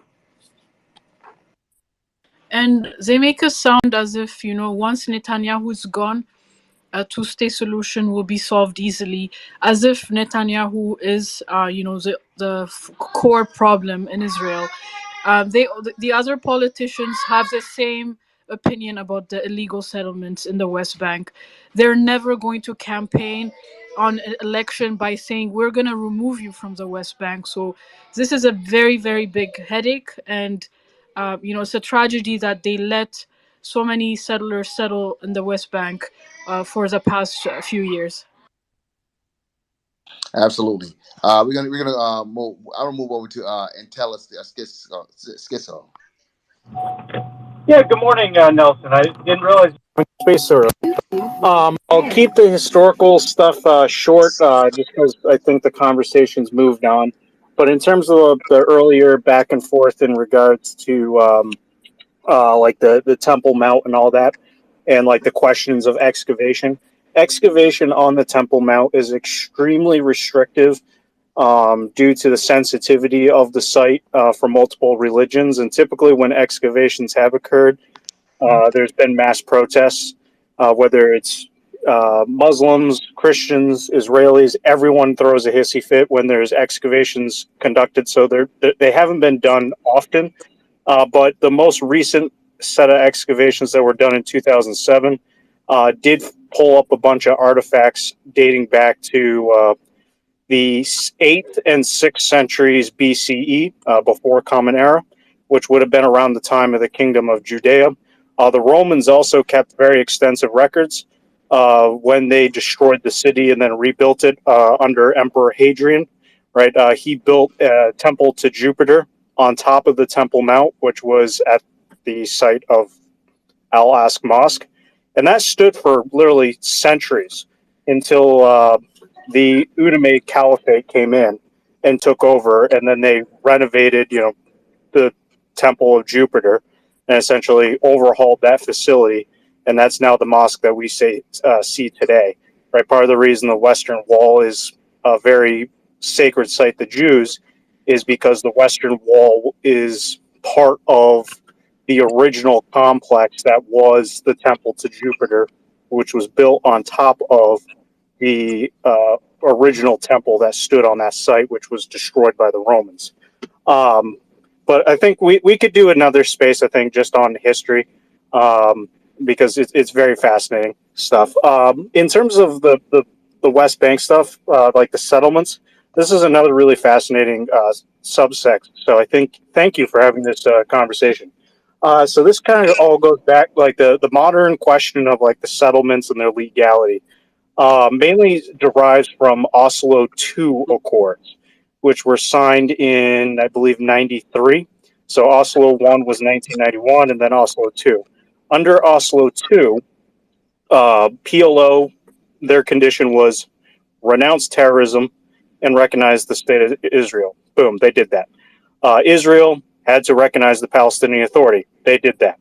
And the main overarching goal from Oslo I and Oslo II was to create a Palestinian self-governing authority so that the Palestinians could have their own government. And under Oslo II, that specifically splits the West Bank into three distinct zones: Zone A, Zone B, and Zone C. So Zone A and Zone B pretty much was either outright Palestinian control or Palestinian control with joint Israeli security cooperation. So, like, Israeli police would help Palestinian officials maintain security in Zone B. Zone C, which again, the Palestinian Authority agreed to Oslo too.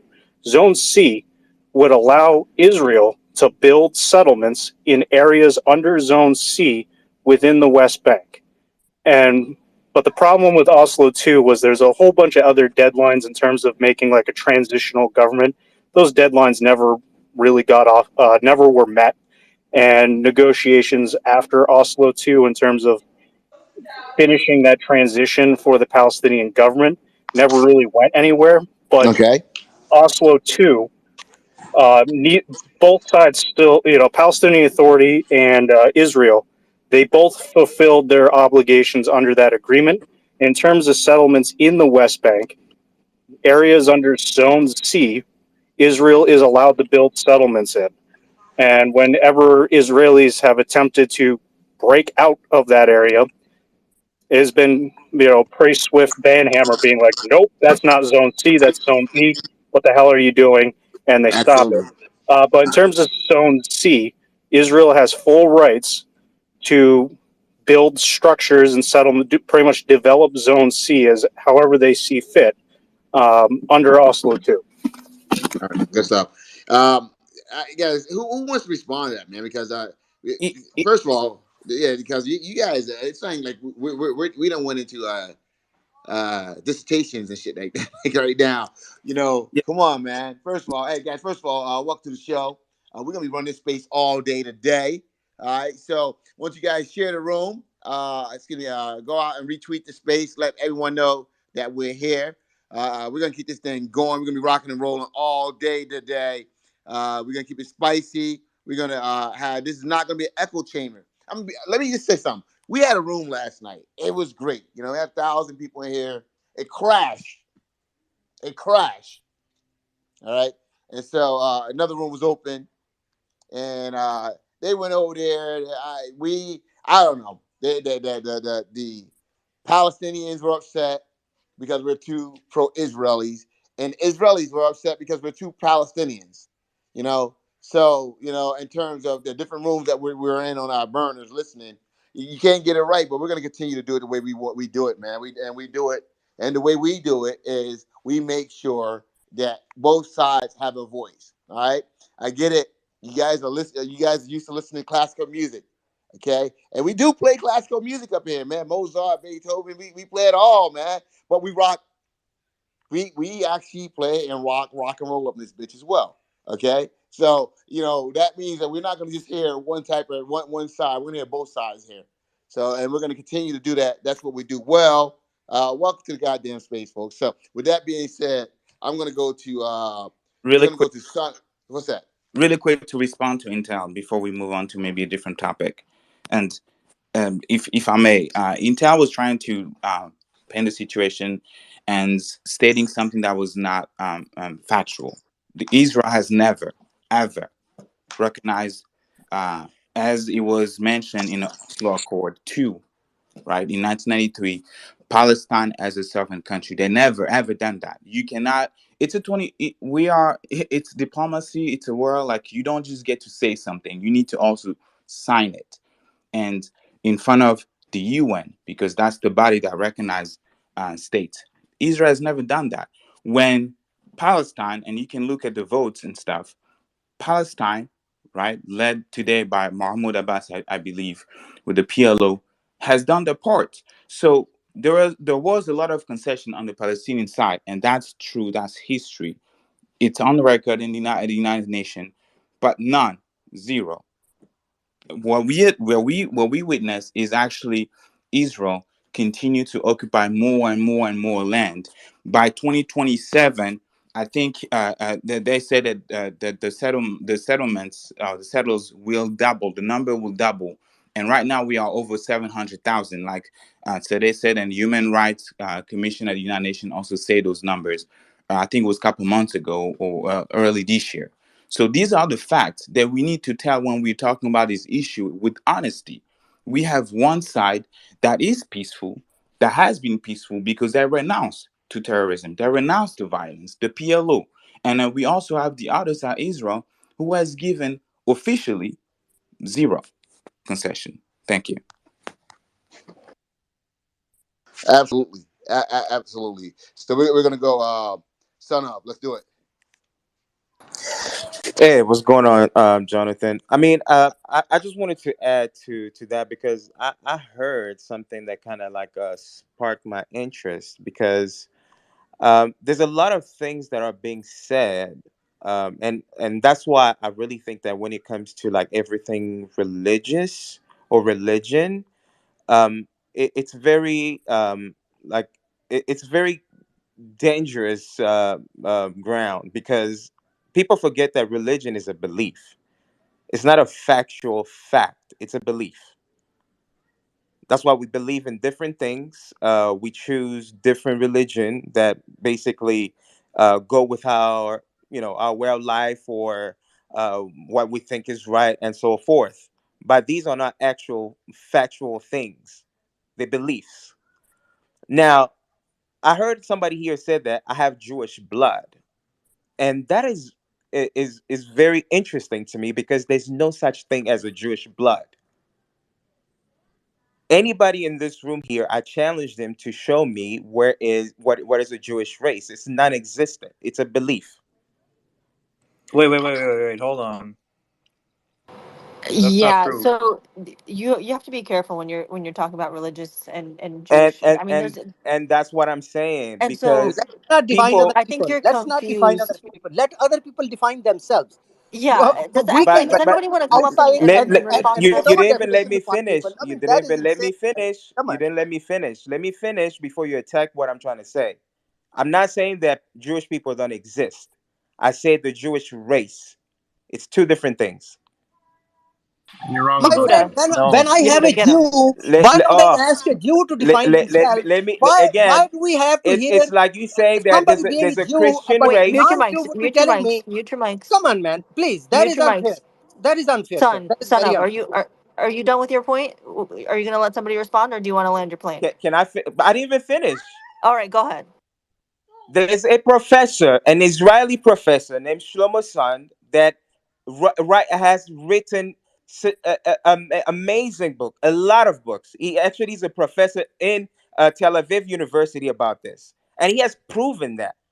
And this man is Israeli. But It's what not are like we going to get out of it? oh my Why are gosh, you at here it? we What is go. the Mute Can I point? yourself. finish? Why Mute do we yourself. need it? I mean, what is the use of this? No, I don't like that. If somebody has an opinion, you let them finish their opinion, then Exactly, you can respond. All right, let's go. exactly. So like I said, we have to do it's the same way how people were confusing Zionism and and Judaism. They were mixing the two. Being a Jewish and being an Israeli, it's two different things. So let's not confuse confuse the whole thing because when I said that there's no Jewish race, I didn't say that there's no Jewish religion or a Jewish belief. It's two different things. It's the same. It's like me saying that there's a Christian race or there's a Muslim race.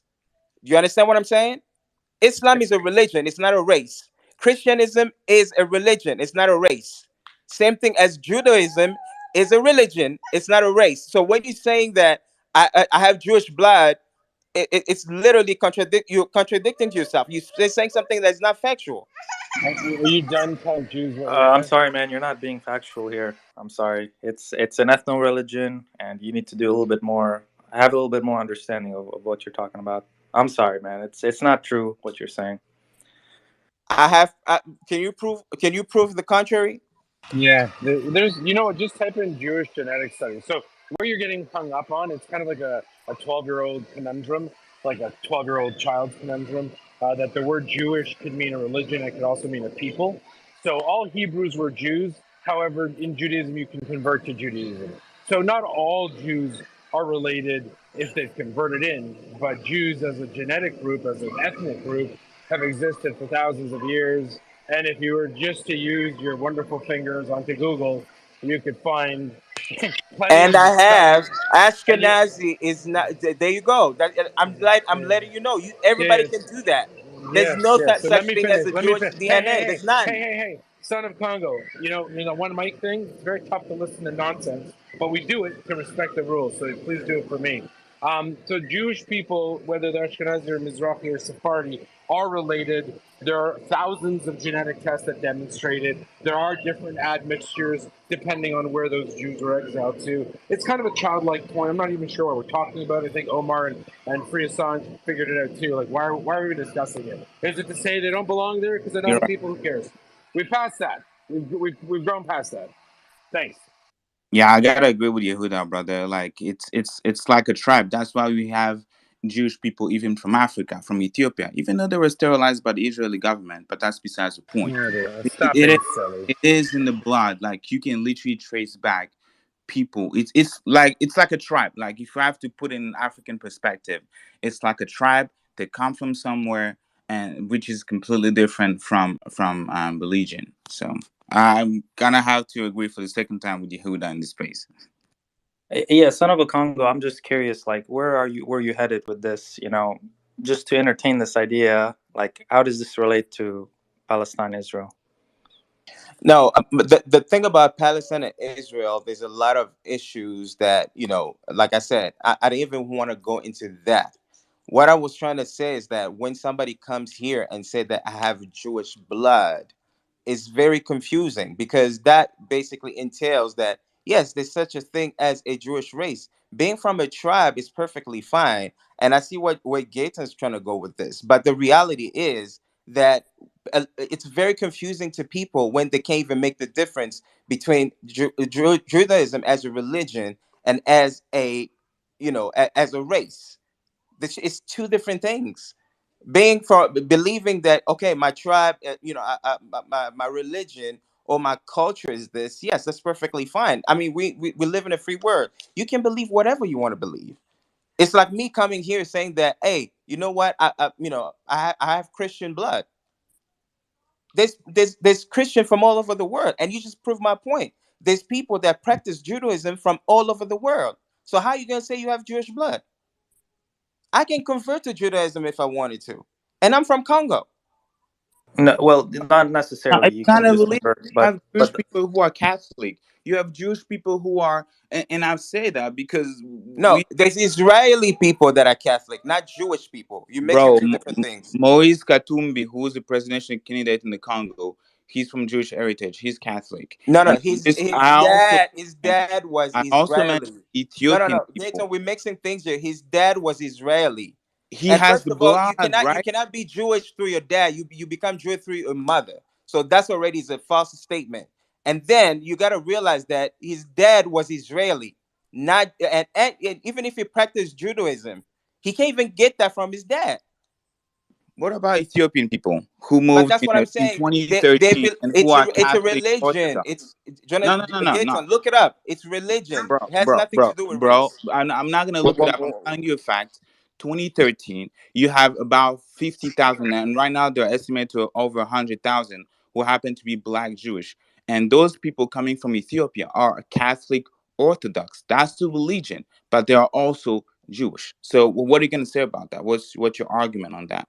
Bro, if you look at have you ever understood what the perceptive of that is? It's through, if you look at it, the story says that they are descendant of Makeda, who they believe had a child with King Solomon. So it has nothing to do with Are what you're saying, are they Jewish or not? bro. But that's what I'm saying. How can you be Jewish when there's no such thing as a Jewish race? No, no, no, no. It's a I'm bit, asking you a simple bro. question. Do you What do you mean? recognize How can you be Jewish when there's no such thing as the Jewish race? I what? didn't hear you. What was your question? You just said how can you be Jewish when there's no such thing as a Jewish race? What do you mean by that? You lost. No, what I'm saying is that you could be Israeli Catholic, you can be Israeli Muslim, you can be Israeli Jewish, but you cannot be a Catholic Jewish. Son of Congo, let me clear this up for you. I think I understand where you're coming from. I let me help you clear this up. So when they say they're like I understand what your thought process is here. the Jewish blood is referring to the original descendants of Moses, Abraham. Not sorry, not Moses. I'm sorry, Abraham, Isaac, and Jacob. Right. So The the Hebrews original. from the Bible Yes, or no, from the Torah. That's or the Hebrew. Torah. Yeah. So that being said, these are like the original descendants. Like for instance, like my family is, Palestinian Arab, but our descendants are from the Hashemite, um, like Muslim line, right? From the nephews of the Prophet Muhammad. So that being said, it's not necessarily defining the religion. It's from that lineage itself. That's why they call it Jewish blood. It's not by religious blood. It's Jewish blood. That's what he means by that. Okay, but that's what I'm saying. But if you go about it that way, and you can look at the research. Everybody that tried to do their research tried to connect to that. They don't come from that region. It comes either you from Ashkenazi or you're European. Yeah, So he knows even what he's just talking that about. is a problem. Yeah. You got to do a lot.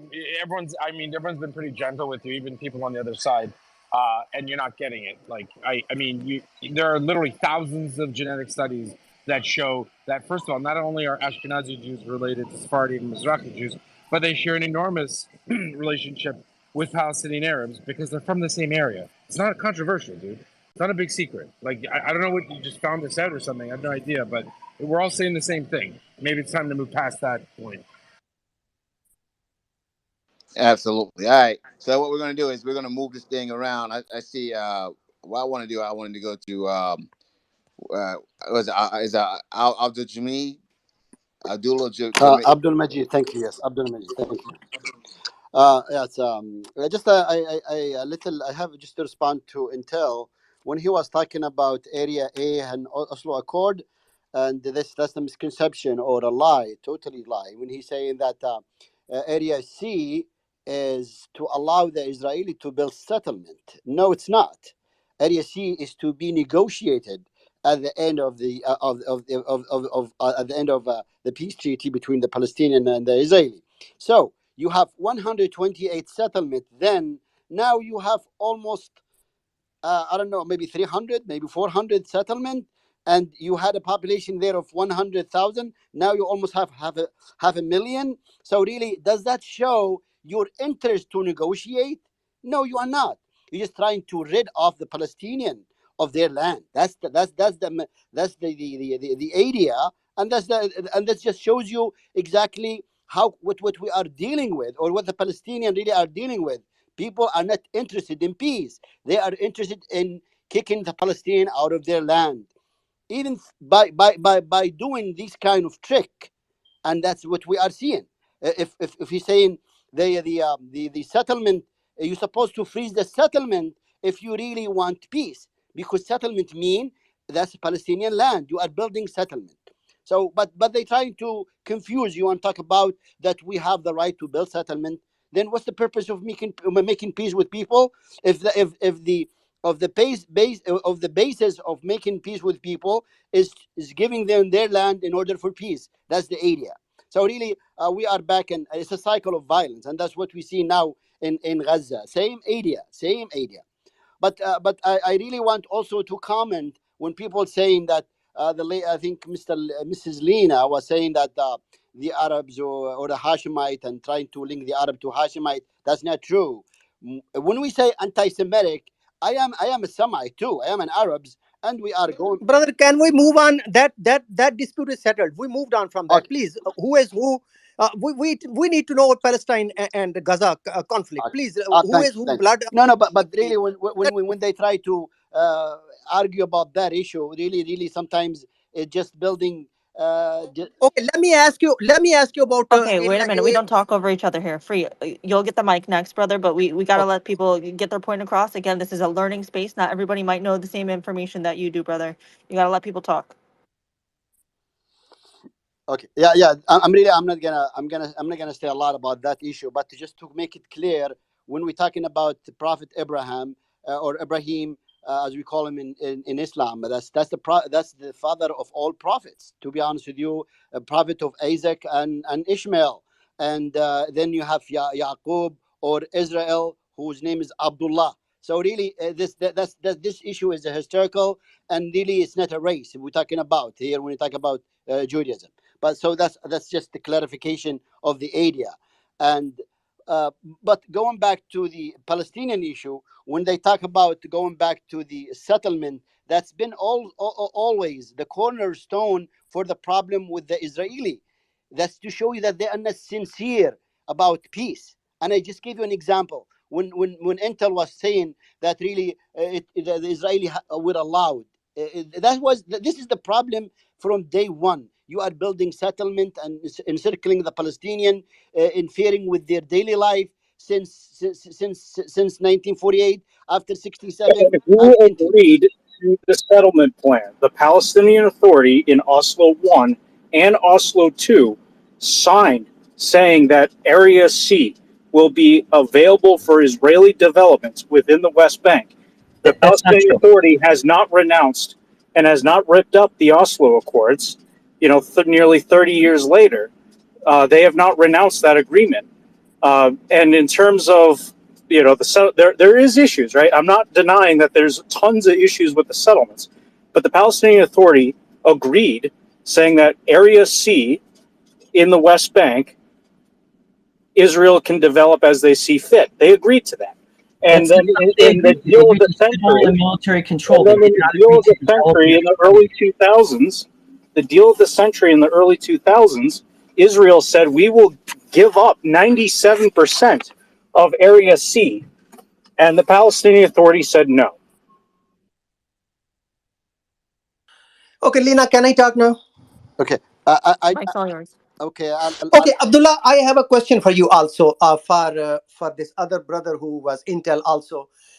Now, Abdullah, this Oslo Accords of '94, they laid out a framework for the final settlement, and in that is Area A, Area B, Area C.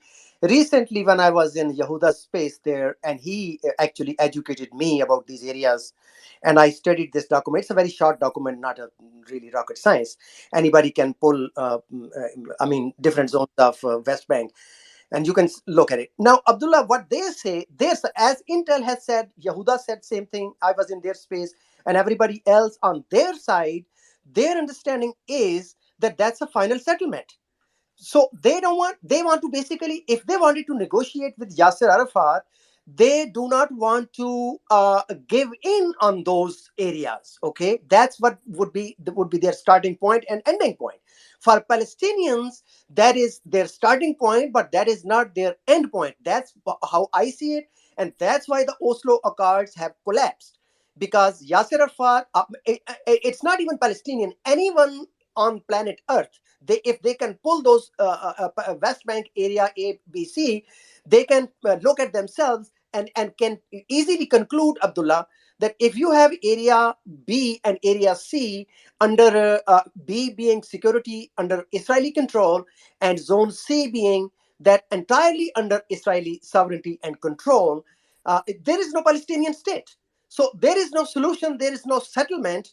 I don't see a point in those zones at all. That is just a kind of it's a ripoff to me.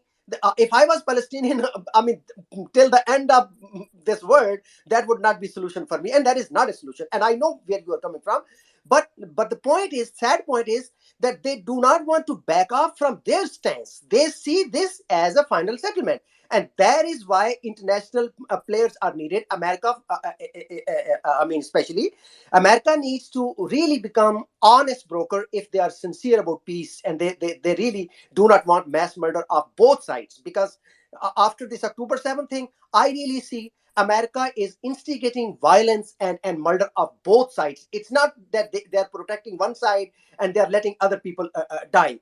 They are really creating situation where both people are fighting and they're dying.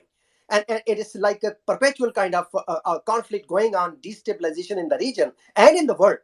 So America needs to really come to grips. Brian over here from Maryland, I hope he's my next senator.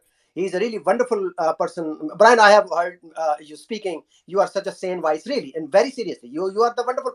I mean, you are honest. You are a sane person who talks on justice and fairness. That is the kind of leadership United States needs, who really treats people of the world on basis of fairness and justice. I mean, the big guy with the big stick must really act accordingly too. I mean, this is petty games. You put two weakest countries, small countries, really in conflict, and they fight with each other, mass murder, and you are just sitting there supporting one side and then giving money to the other side too. This is just plain sick. So, Abdullah, this is what my understanding is. Yehuda can even shed far more light on this issue. Obviously, you are both direct parties. Thank you, dear. Thank you. Yeah, I can jump in if you want there, Go ahead, jump in. Jonathan. Yeah, I Who's mean, that? okay, No, who's that? Who's that? Who's that? it's me, Yehuda. Okay, Yehuda, He go ahead. mentioned me. Can you hear me? Yes, I can. Go ahead, Okay. Yehuda. So like Absol's on to something there, but you know what? I think we need to kind of remove America from this equation. It's not America's fault. It's also not America's responsibility. I'd push back and say, look, the Oslo agreements were meant.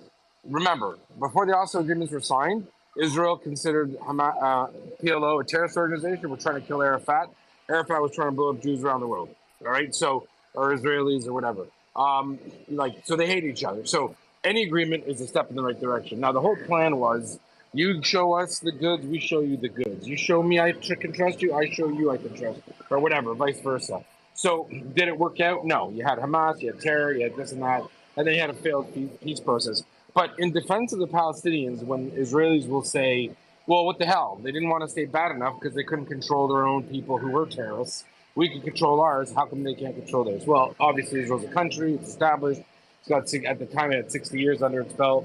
Now, the other thing that people forget is the Palestinians were not supported in a large way by their own Arab brothers. There was still condemnation from all over the Arab world for the Palestinians even making peace. So you have other people outside. Ironically, the guy from Yemen. Yemen's one of those countries that said, what are you doing? You can't normalize. You're traitors. Arafat's a traitor. There are a lot of Arab countries that chastised the Palestinians and didn't give them support.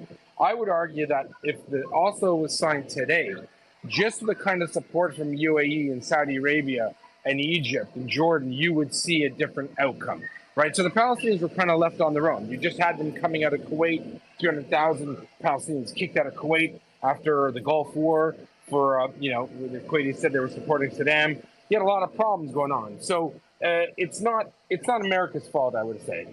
This is America wants peace. They just can't figure out why both sides can't figure it out. And I think we need to look at an international peacekeeping, not an international, but an Arab peacekeeping, or maybe international, but with heavy involvement from Arab states, people with skin in the game, and just say, listen, you know what I mean? You guys deal with it. You sort it out. You need to demilitarize. Promote the stuff you need to promote, like civil society, get stuff going, make it work as a country. Thanks.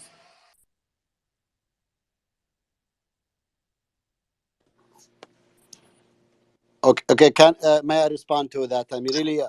Yahud. Now I want Brian to jump in. Brian, are you there, Brian? Okay. Hey there, Jonathan, Nelson. How are you guys doing? Thank you for having me. Absolutely. And Free Assange, I appreciate the kind words. I'm sure we have agreement on some of these things. I don't think we agree on everything, but so I might disappoint you, but I appreciate the kind words anyway. I want to make a couple of points aimed at kind of each side here. Earlier, as I came in, I heard part of this debate that I find very, very distasteful, where one side or the other basically tries to delegitimize the historical claim that the other side has. Like, oh, the Ashkenazi Jews aren't really from the region, or, that the Arabs were just Bedouins who came over 150 years ago, or, that the Palestinians aren't even a people, or that neither side has a claim to the land. The problem is that both have very deep claims to the land. It doesn't matter who got there first or when. They've been there for very long times, both of them, and they have to live together. They can't win by defeating the other and expelling them or dominating them. That's not, the conflict will never end. So I want to say that first. Second, if people have been paying attention to the situation with the hospital recently, I'm amazed that more people aren't calling this out, because I remember watching IDF official spokespeople get on television and say, hey, we have this map. Look at this map on our screen with all these parts of the Hamas military command complex directly under the hospital. We know where everything is. This is here and this is there. You can see that this is, and they had it all outlined in red. and they knew exactly where it was. They've been there for 3 days, no, 4 days now, and they can't find the stuff that they were just saying they knew exactly where it was all over a map. So I think people need to be calling this out more, because obviously attacking a hospital is a very sensitive thing. And if Hamas had a substantial presence there, that makes it a legitimate target. It doesn't mean they can just do whatever they want. They still have to factor in civilian life into the equation. But the fact of the matter is that they made it clear that they quote unquote knew where all these parts of this very complicated, intense command and control complex was. And the fact that they've been there for 4 days and have been unable to really show any of what they've talked about. There may be a shaft that they found. We don't know where that shaft goes. We just saw a demolished shaft. They haven't even put a drone down there, they said.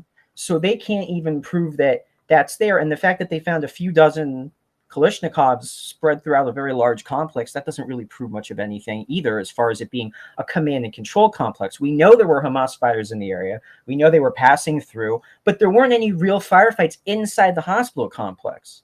So people can't just be accepting the IDF official narrative, just as they shouldn't be accepting the Hamas narrative. And the final point I'll make is this talk about a one-state solution that a lot of people make.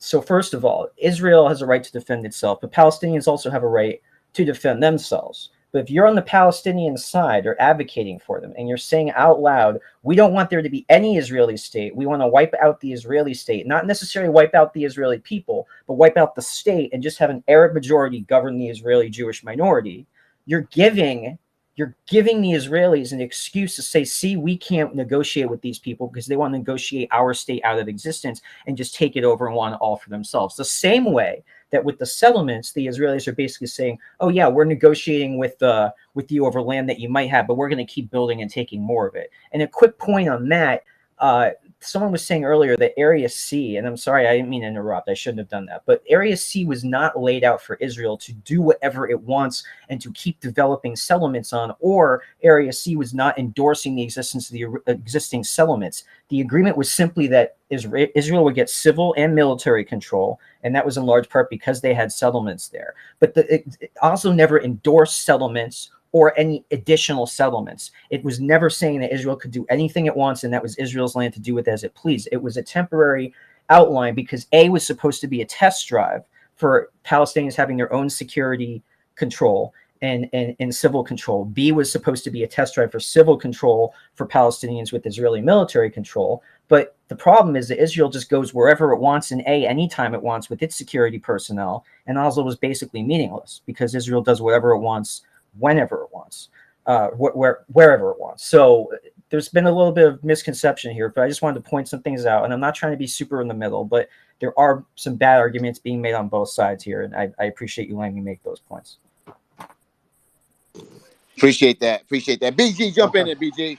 Hey man, just make an imaginary exercise. Replace the people of Catalonia with Muslims. Catalonians have a very distinct language, very distinct culture. That the language is very different, nothing to do with Spanish. And the difference is that they don't have suicide bombers and a political ideology that creates martyrs out of the children that work, quote unquote, towards establishing a free Catalonia. The same with the Basque country. And a similar situation, why isn't there a two-state solution for Kurdistan? Because the Kurds are being massacred by the Turks and Iraqis and whoever else dislike them in that area. Why is it that in Iran the Muslims control the whole country, even though they represent maybe 46% of the population, since they have a different religion? And it's the thing that we all know and are aware in the world.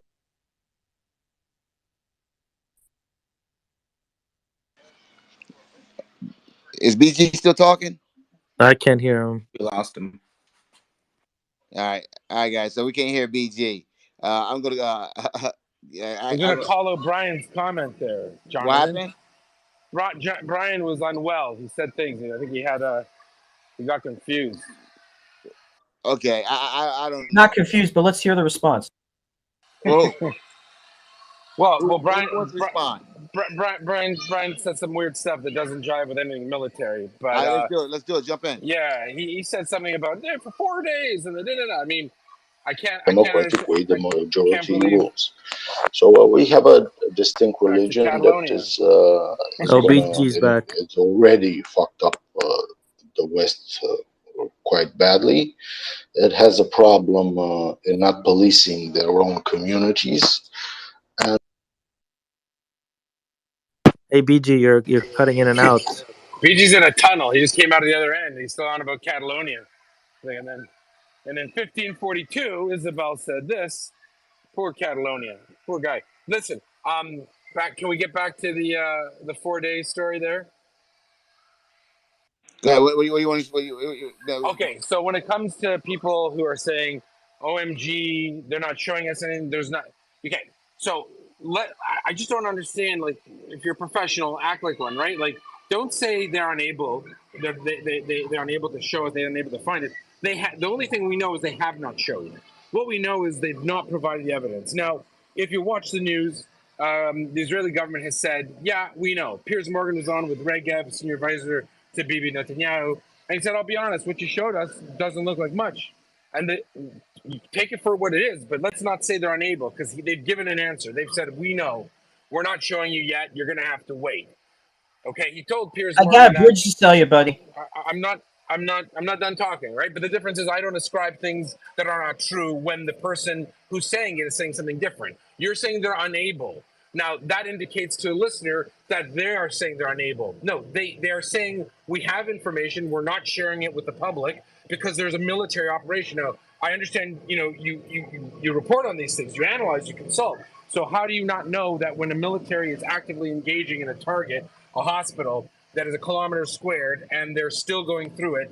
Why do you expect or demand or think that they feel that they owe you proof of it? I guarantee you that they've shown proof for what they have to the Americans already. I guarantee you they've demonstrated that. The difference is I'll give you a military reason as to why they're not sharing.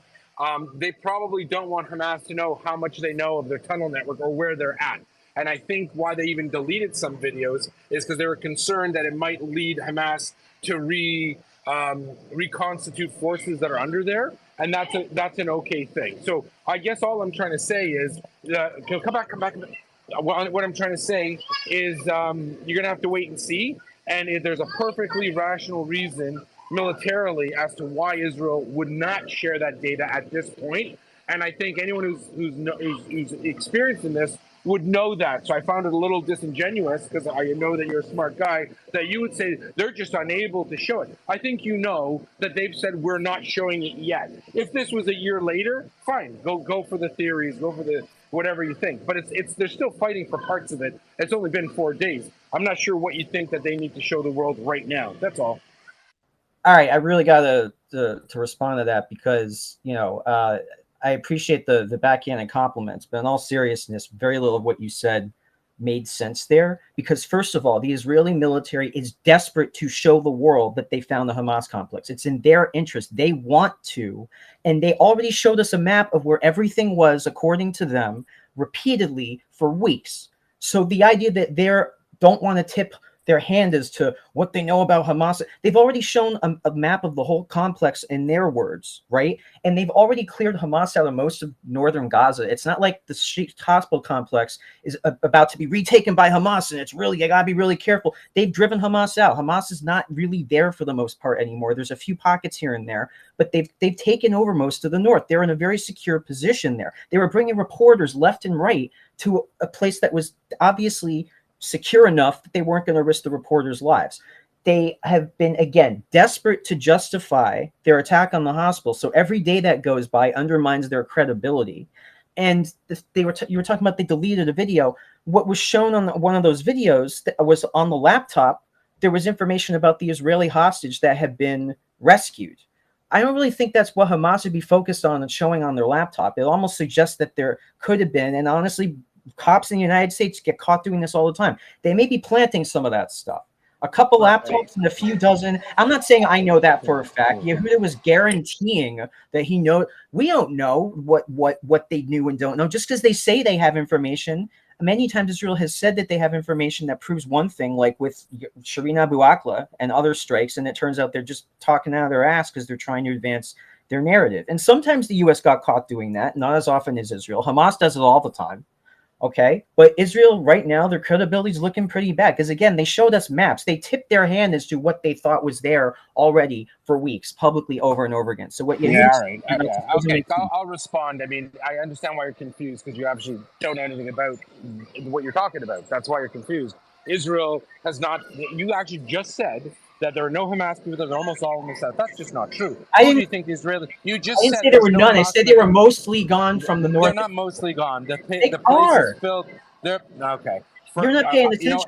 You know what? No, One you. mic, one mic, guys. One Yeah, mic. yeah, Let Yehuda respond, and then yeah, you can yeah, respond yeah. after.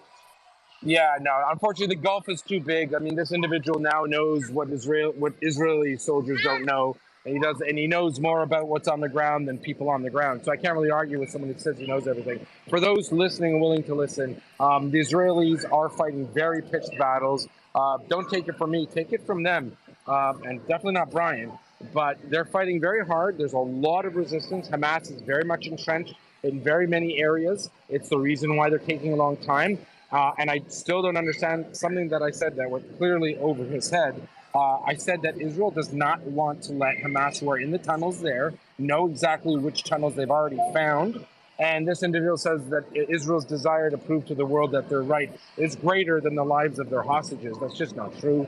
They I didn't definitely say don't that. care. Well, that's the insinuation. So let me finish, Brian, because I waited for you. Okay, but don't put words in my mouth. That's all I'm saying. You put words in my mouth constantly, so you have to wait, take a note, and come back. That's it. You don't have to worry about me. So at the end of the day, we've gone through what the Israelis are saying. They are saying we have the information, we're not sharing it for operational security reasons. We said that we've been there for 4 days. We're still fighting intense battles everywhere. Instead of looking like a fool, I think people should wait 2 weeks and see what happens then. Thanks. I've got nothing to say because there'll be no. I can't come. There's the gulf between what he's saying and what I think he thinks is just too far off. So I'm going to drop it. Thanks, Jonathan. Over to you. I mean, the reporting on the ground, though, is clear that not all, I never said all, but most of the resistance in the north has been snuffed out. There are certainly pockets, and Israel uses overwhelming force. So if there's a few Hamas fighters, they're firing tank shells, they're firing hell. It's going to sound really intense, but most of the fighters have been driven out of the north or killed.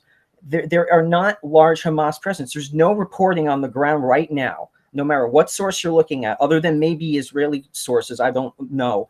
But I'm not talking about Israeli news sources. I'm talking about Israeli official sources. But even Israeli reporting, Times of Israel, Haaretz, Jerusalem Post, they're saying that Israel has essentially won the battle in the north. Not completely, but they've essentially won it. And at this point, there is not reporting of any major fighting around the hospital right now. There were days ago, but Israel has won that section. And they've already shown, here, look, there's the tunnel. And they're trying to say that that's the complex. And you were just saying, Yehuda, that they don't want to show because of operation. That's not what Israel's saying right now. They're saying that that tunnel proves, like they're literally going through all the stuff in the video. They're trying to claim that that proves what they've been saying, but it clearly does not. They were saying they're moving the goalposts, right? They were saying there was a large command and control complex. Now they're saying this tunnel proves that it doesn't. They're saying that because there's a Hamas member's house near the hospital was something no, they were saying that it was all under the hospital complex. There was a map where all over the hospital complex there were Hamas facilities, and they had been unable to find those. And the idea that they would hold that back because of operational security, when again the reporting on the ground, these are all the reporters, this is OSINT, this is satellites, the fighting has died down for the most part in that area. So I'm sorry, I don't know. You're just believing whatever the IDF tells you, and you're saying, "Oh, they said they know, so they must know." That's it. That's not using critical thinking and Is analysis. Brian talking? Can anyone hear him? Yeah, he's talking. Can I jump in and add, Jonathan? So there is a fundamental issue with IDF right now when it comes to the way they are telling the stories, right? The story of Hamas being where they say that they are when in fact they're not, about a calendar, but they call it like evidence of hostage keepers and like a keeper list. Like it becomes embarrassing at the point that even the U.S. right, the U.S. literally I think it was a couple days ago they abstained right in the vote. They have been vetoing and voting no when it comes to ceasefire, humanitarian pause, whatever you wanna call it. But a couple days ago they abstained. Last week, Emmanuel Macron literally called out the IDF and Israel for killing civilians. So we see that the world, or the Western world, let me just put it that way, the Western world and how they view the conflict is shifting. Perhaps not on the side of Palestinian, but they're abstaining and saying, you know what, we need to pause right here because we don't see anything, we don't see things clear, or we're not on the same page as the IDF, and that's really concerning.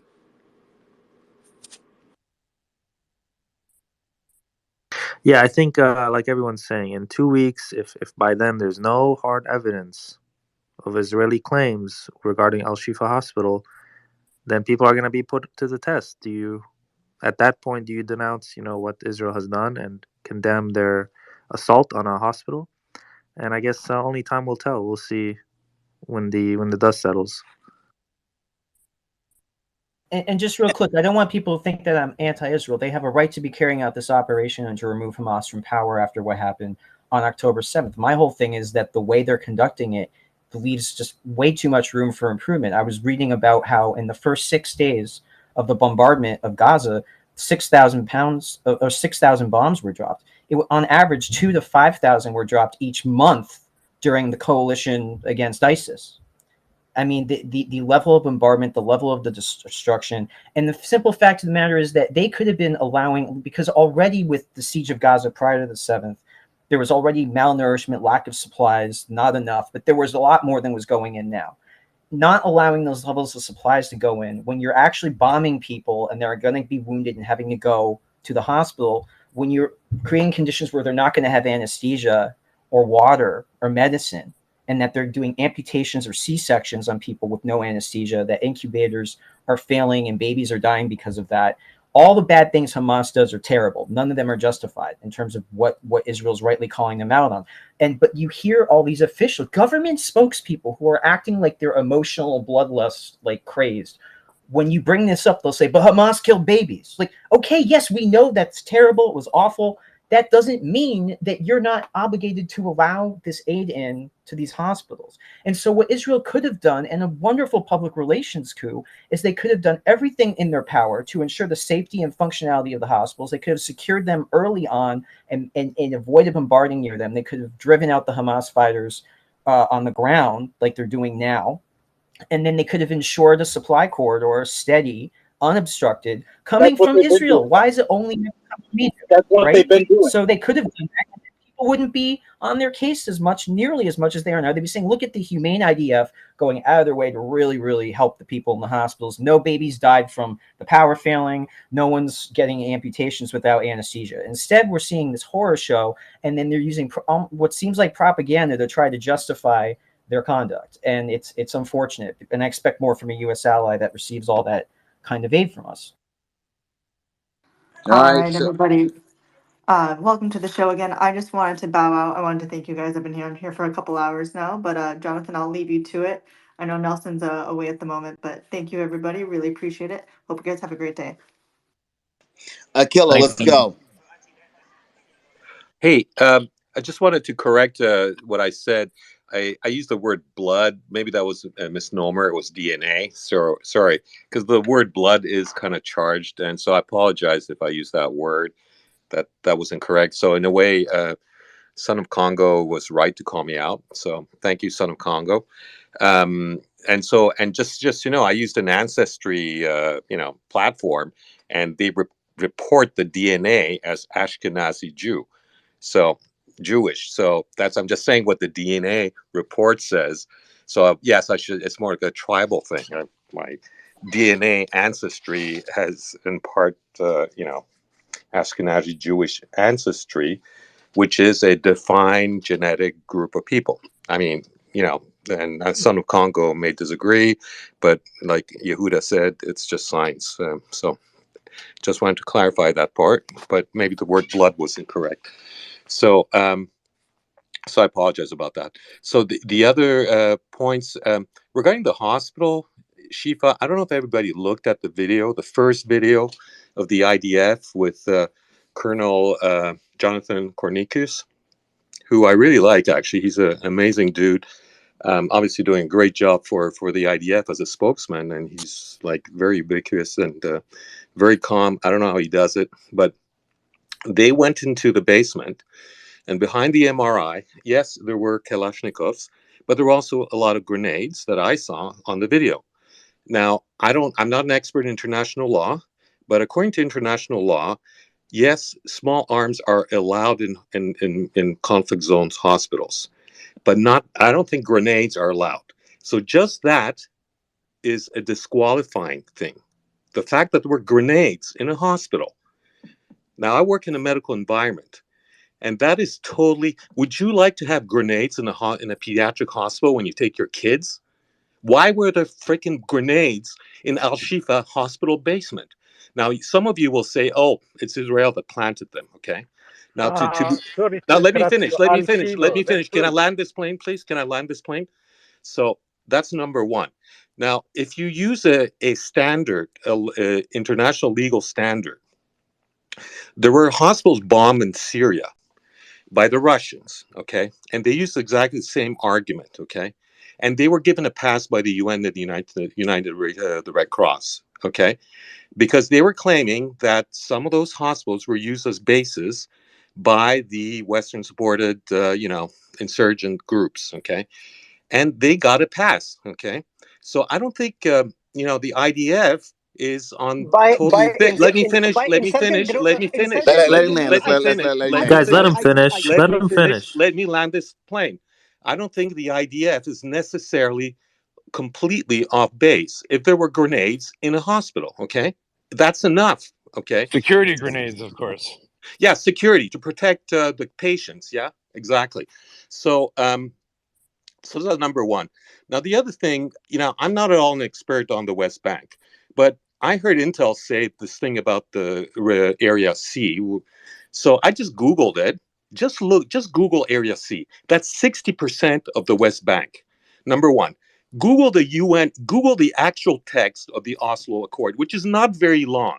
So everybody should Google it. And it's not true what was said. It says exactly the contrary, that the Area C was the Area C transitional has area. full Israeli civil construction and No, Schizo, military let him No, control. finish. that is not true. That's not Construction. Just true, okay, I'll Schizo. Yes, read the it does. actual It says text. that the I'll read the actual text. text Okay, says I'll read the Israel One, text. has one, one second, full Just one civil, second, guys. military, and One mic. construction Yo, authority. bro, I just said just one read the mic. text. Yo, Okay, I'll Intel, read. bro, Okay, I'll read the Intel, I will text. drop you. Construction, civil, and One military. How second, who's hard is talking right that? now? Civil construction and Okay, military. just read. All Hey, right, Just read the Schizo. text who was Schizo. of speaking the just now? Oslo Accord. I'm going to read Omar, the Omar, text of the. one second, guys. Hold on. Omar, listen to me. Yeah, you If I can say literally one mic pull up again, the United Nations Area C Fast Facts from the OCHA. It's a two-page document from the UN. And It's not me, Jonathan. It's no, Schizo. I know. One second, guys. And I'm Can I sorry I talk? had to do that to you, Intel, because here's the deal. If I ask someone to mute their mic out, you're going to mute your mic out. Okay. All right, that's how we're doing this, and that's how we've been doing this. We're not going to do that speaking over me. Okay, can I finish? Yeah, go ahead. Okay. It says, Gaza territory, except for the settlements and the military installation areas shown on map 2, and West Bank territories, except for Area C, which, except for the issues that will be negotiated in the permanent status negotiation, so exactly like was some people said, this is just a transitional agreement, will be gradually transferred to the Palestinian jurisdiction, each to be taking place after intervals. Okay, at this time, Jurisdiction Council will cover West Bank and Gaza Strip territory, except for the issues that will be negotiated in the permanent status negotiation. So Okay. it was a transitional agreement, okay, and it's 60% of the territory. I mean, the only thing that's the A and B, that's 40%, and it's just like looks like a cheese. I mean, those are like the holes in the Swiss cheese. Just look at the map. Okay, so give me a break. Come on. I just wanted to mention that. So I think there's a bit of two-sidedness that one has to take in this, and I kind of agree also that the IDF could do a way better job in terms of humanitarian assistance. And with all due respect, with the military folks here, it's not enough to say that we're following the rules of war. Okay, here it's different. It needs to be a little bit beyond the rules of war, and civil protection needs to be a little bit more than what is specified in the Geneva Conventions, because that's not good enough, okay? Because you can get away with killing civilians, and you can always say, oh, that's it's war, but in a besieged area where people cannot leave. That's where the highest mortalities occur in modern urban warfare. I'm not an expert, but I've been following Yeah, that we space we for know several that. years. But So can we jump in here, Jonathan? Because he's talking a lot of stuff here that doesn't make sense. But we got to help him out here. Did It made a lot you of just? sense. Go ahead, let's do it. Let's do it. Yeah, sure, Brian. Yeah, thanks, Brian. I didn't know you're the co-host. Sorry about that, Brian. Let me know when I'm allowed to speak, Brian. Oh, I'm just kidding. I'm You're done. not. I'm Thanks. done. Thanks. Yeah. Al Kilo here. Bizarre. You just said the one thing that we have, which is hard and fast, recognized by international law, called the law, you don't think is good enough now. So now Israel doesn't have to just follow the Geneva Conventions. It's got to go above and beyond to make Al Kilo happy on the internet. I don't understand where people get this idea that Israel cares. They have an enemy. They've stated it. Whether I like it or whether I don't like it, whether I think it's great, whether I think it's bad, I'm not sure what we're even arguing about. They're doing what they're doing, right? There are some people that think they're not doing it well. There are people with zero military understanding or experience who are telling us what military should do. I'm not going to mention his name. There are people that can have all the opinions they want. It doesn't really matter. If the I United agree, States, Yehuda. I agree let, with you. I uh, agree that I agree that okay, that all right, over to I you agree guys. No with you. problem. No, But Thanks, no, guys. I yo, just what I Al want to Kilo, say, Al Yehuda, Kilo. Wait one Yehuda. second. Al I Kilo. just want to ask. Can I ask him? No. Al Kilo, we're gonna let Yehuda finish before you jump in. Yehuda, where's Yehuda? I think he dropped. Hey, so can I just quickly respond? I agree with Yehuda. Yes, international law and some in war. War sucks, and for militaries, the number one objective is to win a war. I get it. I get it. And sometimes, that's something we don't civilians don't understand, and that's the way it is. Okay, but I'm just saying that in warfare, modern warfare is also the information space. Okay, and the fact is that in this type of warfare, there will be, whether Israel wants it or not, or Hamas wants it or not, if you're going to bomb civilian areas, it's very hard not to have civilian casualties. It's hard, okay? And there I'm not a military person. I'm just saying in the planning of a military operation that perhaps should be counted in as a also information warfare component at least. And I'll just finish that there is General Beard that you may want to look up. It is an IDF general who wrote about this.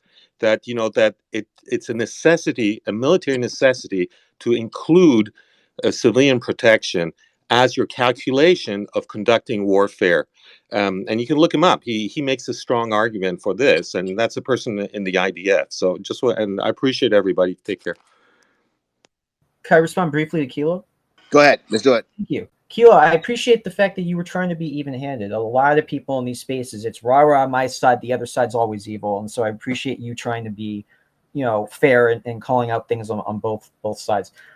Quick point to your point about Russia. I was following the stuff going on in Syria closely at the time. I was living in Jordan at the time and had a lot of Syrian friends that I was talking about this stuff with.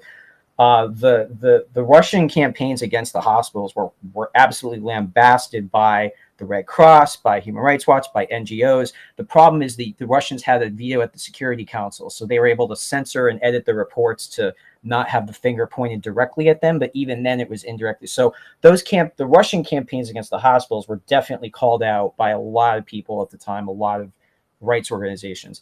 As far as the military operations in the hospital, let's just give theoretically, okay, just theoretically, the benefit of the doubt to Conricus and everybody else, that everything they said, and I'm not saying everything was planted, but the way they had everything lined up, and it was just a little too perfect. But let's say everything that they found there was what they found. Is everything they said they found there, they found. and all of that stuff.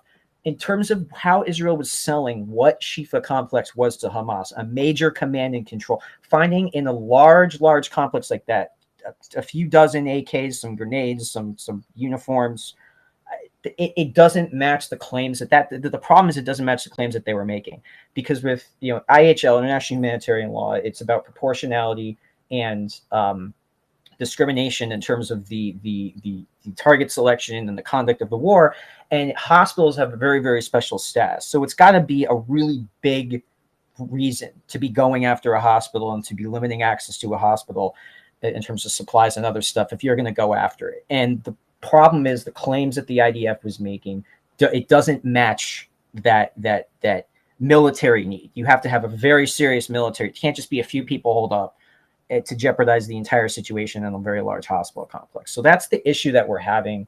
And just again, going back to the earlier point I made, Israel even themselves have said that, oh, now that we're on the ground, we're being discriminate, with the implication, and indiscriminate doesn't mean you're just bombing left and right and not, but it means, relatively speaking, you're being more careful with where you're bombing. And even at the very beginning, they said, we're going for damage, not precision.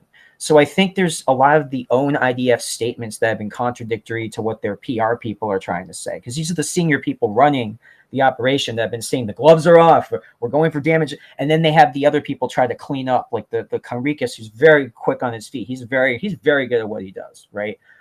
Their job is to put the best foot forward on whatever's actually happening. It's not to accurately represent everything that's happening. They're there to sell.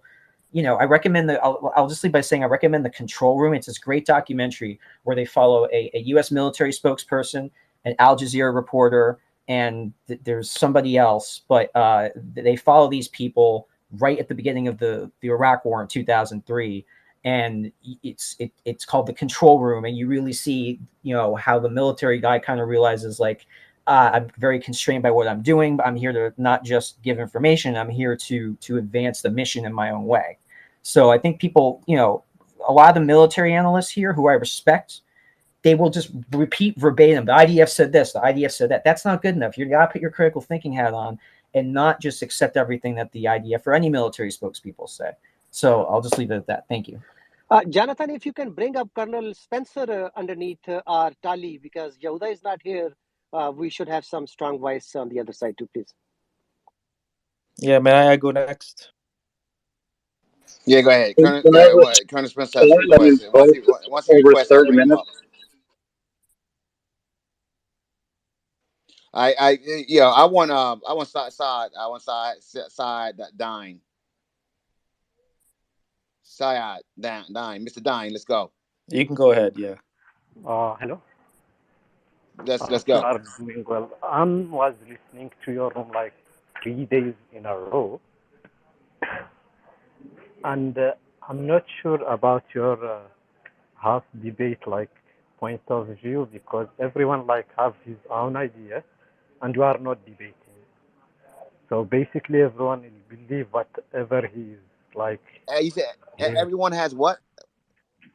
Everyone is believe whatever he is believing, and he will not like. He is not seeking the truth. I hope Who's you not get speaking the my truth? idea. But who's not speaking the truth, sir? I did not say speak the truth. Seeking for the truth. Looking. It's hard to hear you, by the way. Huh? Can you hear me? It's difficult. Maybe get closer. Is it clear now? Yeah, that's better. But who's not speaking the truth? I did not say not speaking the truth, not seeking for the truth, not looking for the truth. Who's that? I guess everyone. Oh, Pro okay. and anti. Okay. Okay. Basically, what's the truth, sir? Alki. What's the truth? Hello. The main truth. I don't know the truth exactly, but I'm seeking for the truth. But if you don't know the truth, how are you going to speak? I'm speaking for the truth. Okay, I would ask Al-Kilo, because he said I have no expert in military, but I have a background about this as a medical, I guess, or health care. I'm not sure if a military group will go and put grenades syndrome for Aramai. I guess the Aramai and the iron does not mix it in the same room. I don't know what you are saying to your patient when they are coming to taking X-ray. So basically, all the evidence that we saw provided by the FBI, I guess, are not like that's enough evidence. Evidence.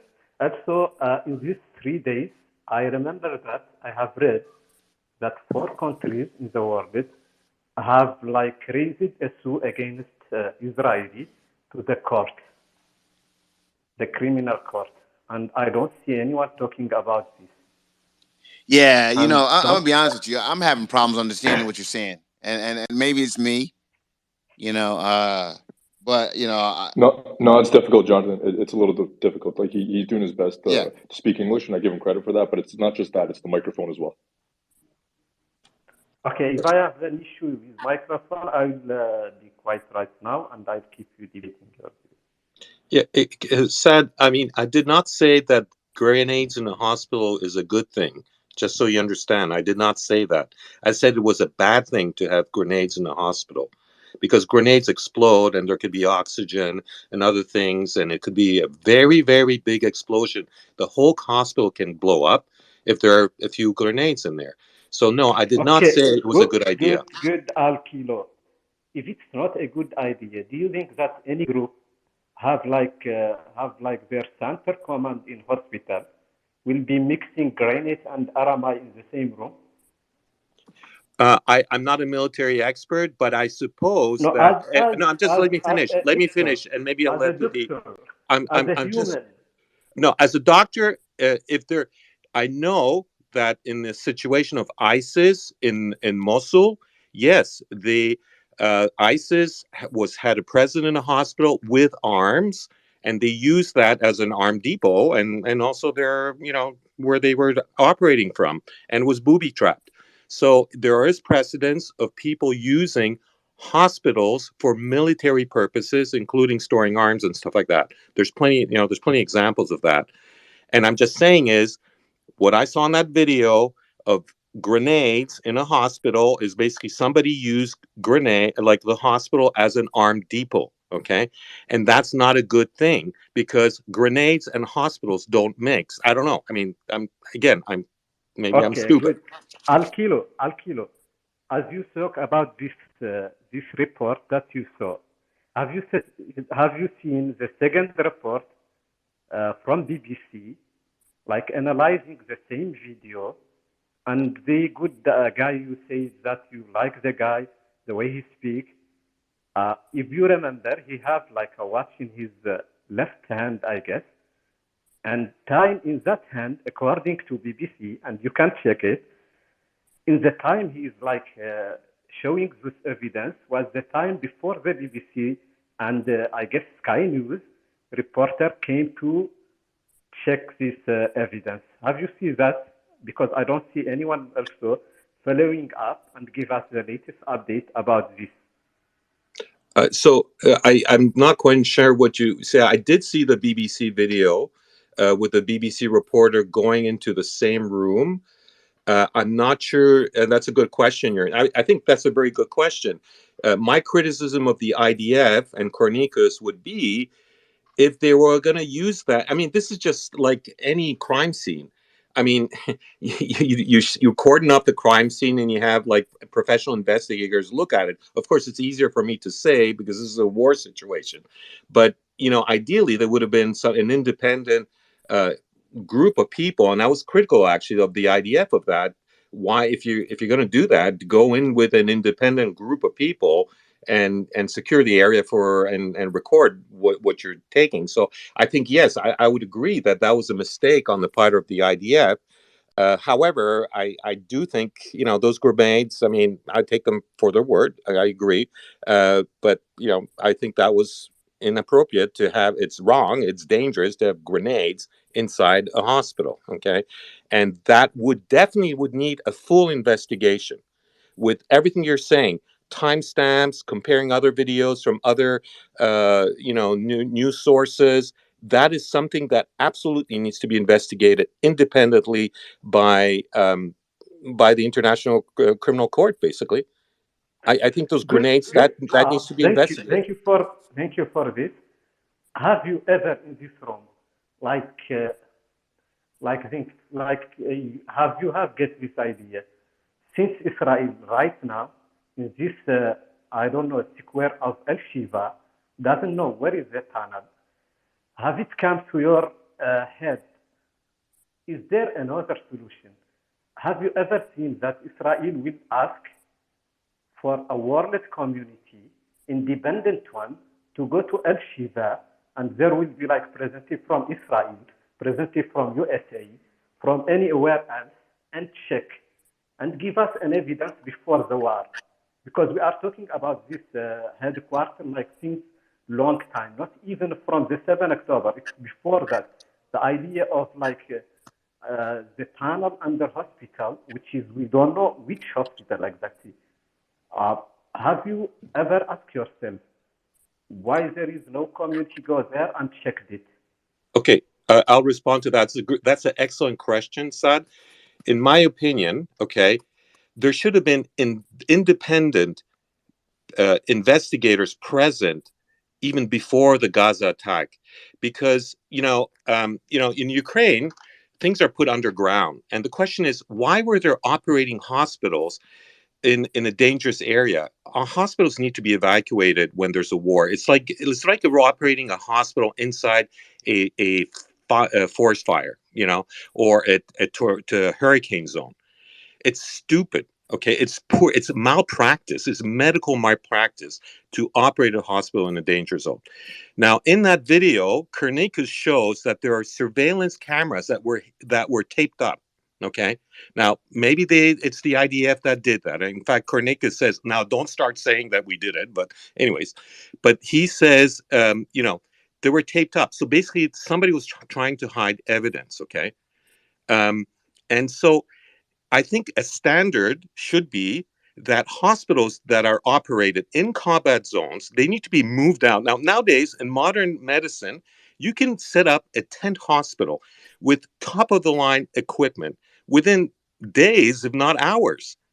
That's what the military does all the time. And they save lives better than the civilian hospitals, because they really, soldiers' lives really matter. And the U.S. Army has done amazing job. And the Israeli army is very good at the. Sorry, Al-Kilo, I will go. I'm I'm sorry just for you saying. I'm guys. just saying I'll it's go. I'll go. inappropriate. Sorry, because So I I have think work both right now. I sides. have work. I think Sorry, both sides are wrong on this situation. I think Al-Kilo. Hamas is idiot. Sorry, It's idiotic to operate hospitals, and sorry. it's Sorry, idiotic. So there are Akilo, war I'll crimes go. on I'll Hamas go. side. Sorry for interrupting. I'll go, and thank you for this. I have another question before I go. Do you know that Al Shifa is not the only hospital that has been bombarded? There is Al Mu'ammadani. Al Mu'ammadani is not for Muslim. It is for Christian. Al Mu'ammadiyya. I don't know what is in English. Al Mu'ammadi is not even for Hamas.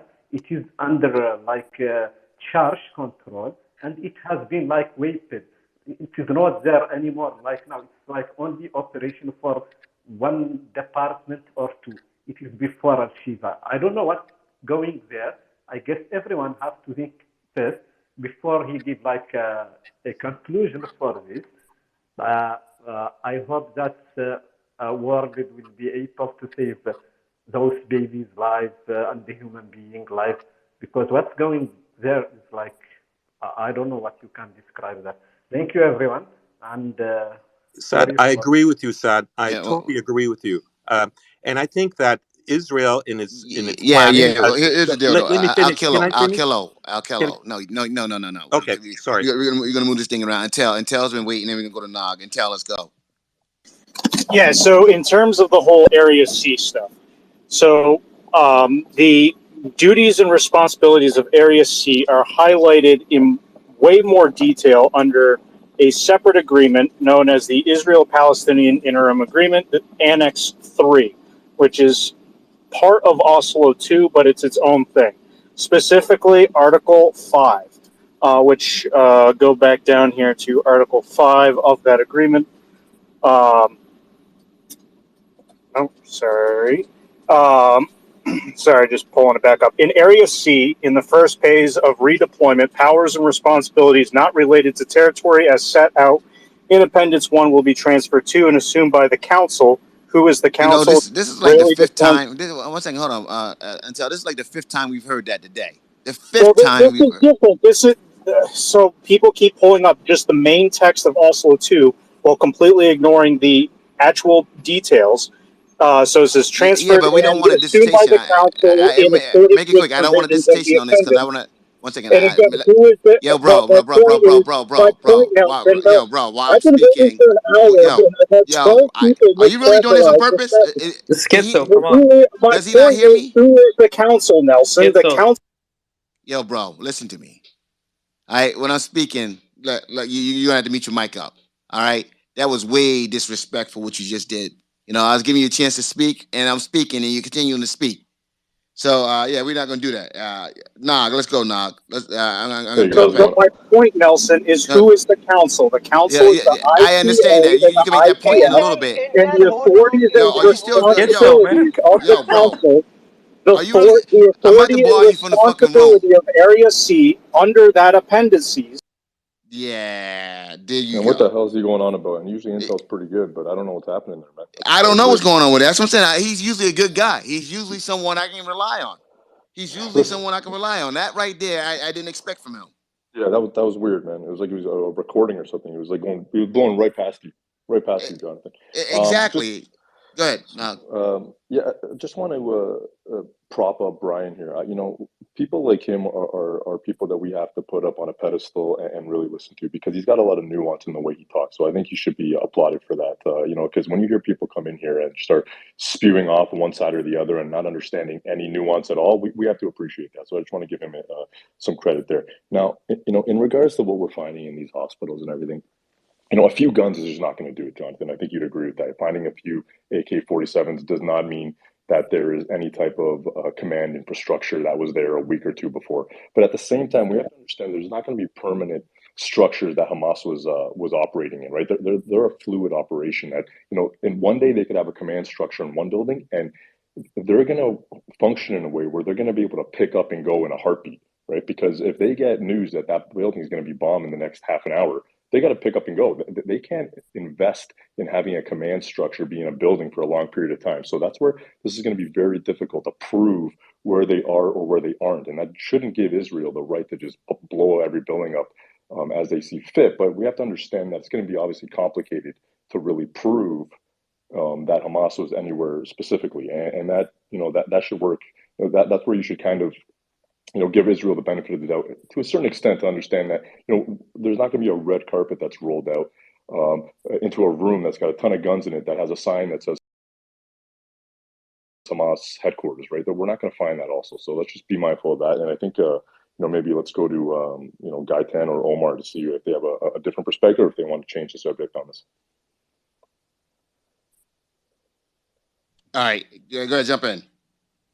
Yeah, I think Nog brings up a really good point about Brian. I think we do need more people like him and many others here on the panel that do come with objectivity and some pragmatic approach, because that's the only way this is going to be resolved, right? It's not going to be resolved with one side dictating the conditions to the other, and that's what we've been seeing with the leadership from both parties. And I think, in regards to what's happening in Gaza with Israel's current trajectory, unless they come up with some really hard evidence on Al Shifa Hospital and all the other hospitals they've conducted raids on, um, it's going to be really hard to turn the public opinion. And I think it takes a lot to justify what they've been doing. So, and I'm willing to eat my words if they come out and actually show some evidence that there is a command and control center of any kind, of where Hamas had organized October 7, or even is organizing themselves in any capacity. I think that'll convince some people, but so far it doesn't look like that's the case. And you know um Omar, Israel just to your does. point. Yeah, So if sorry. I can, yeah, Go ahead. go ahead. Just want to finish real quick, and you can respond. I think Israel has been moving the goalpost here. Like when Nelson first opened up this room, he mentioned, Khan Yunis. For those that don't know, Khan Yunis is on the opposite end of the Gaza Strip, on the opposite end of where the fighting's happening. So the idea that we're going to move into a stage two of Israel going into southern Gaza, that's alarming. That means that what now? Uh, Israel's going to play whack a mole in the Gaza Strip, trying to take out Hamas. They're going to move to the south, move all the population back to the north, and then go back and forth. Like, this is incompetency, and I think they kind of are in a quagmire because they didn't really set up real goals that are realistic, and I think we're starting to see that unfold a little bit here. Now, again, I could be proven wrong in the coming weeks, but yeah. With that said, Nog, if you want to Yeah, push just back on that. quickly. Now, again, I said this yesterday, but in regards to having these perspectives from the Israel side that all these command structures are underground, we're going to find them.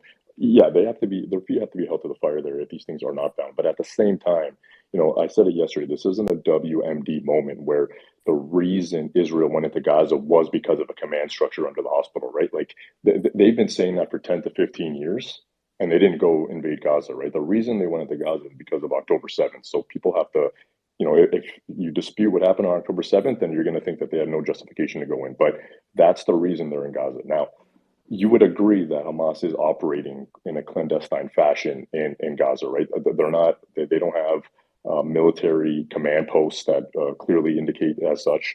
And they're working in a fashion that's going to be difficult to Israel to snuff them out, right? So I think, Omar, you can agree with that. And again, Israel has to be careful here because they have to be mindful of the civilian population because they're losing the PR war as each day goes on here. But you're not disputing the fact that there is Hamas Yeah, totally. operatives all around the country or all around Now, the Gaza Strip, right?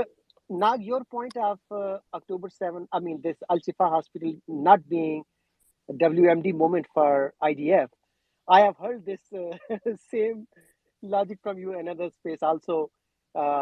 Now it is. It is their WMD moment because the way they built up to this raid and they really made it a big deal like it is a command and control center. Everything is happening from there, the entire war. I mean, now you cannot really downplay this anymore. You cannot really come to No, this it and shouldn't. So for your son, I'm not saying it should be downplayed. So if they said no, we have concrete evidence that this is there, and then they bring us nothing in the next couple not of they weeks. said that we have concrete evidence and United States intelligence, even US officially said that we have intelligence that there Yeah, is. I'm with So you. I'm with you. My only dispute is, remember, in terms of the comparison I'm making to WMDs is the states went into Iraq because of WMDs. Israel did not go into Gaza because of the command structure under the hospital. That's not the reason they went in. They went in but they Yeah. went to Al clearly. Shifa. Now they went to Al Shifa because of command and control. Hold That on, is the only Assange. reason. And a lot of people were killed in the hospital, right? Yeah, look. The hospital is part of the whole thing. I don't think there's any disagreement that Israel's not in there for Al Shifa Hospital, right? They're in Gaza because of October 7, because of the attacks. Now, there's still a correct way to go into Gaza. I think a lot of people say, well, what did you do? Expect Israel to not do anything? No, there was a responsible way. I think it could have been done with special operations, with conjunction with the U.S. that has a lot of experience in hunting down a terrorist cell or terrorists in general. I mean, like we saw with Al Qaeda, and that would have been a.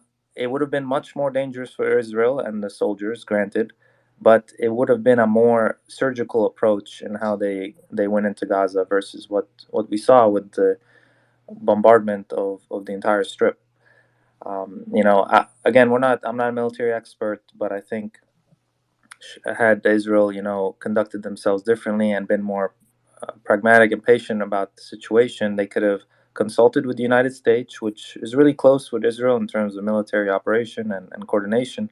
They could have got a much more, solid plan together before they went in there. And I think they are realizing that too. Can I respond briefly to Nog and Omar very briefly? Go for it. Go ahead. Go ahead. Go ahead. Go for it. Thanks. Well, I just want to say thanks for the love. You know, like it's appreciated because I've been shouted down as an extreme Zionist and as a terrorist supporter, depending on who doesn't like what I'm saying. So it's nice to. That's how you know you're doing a good job.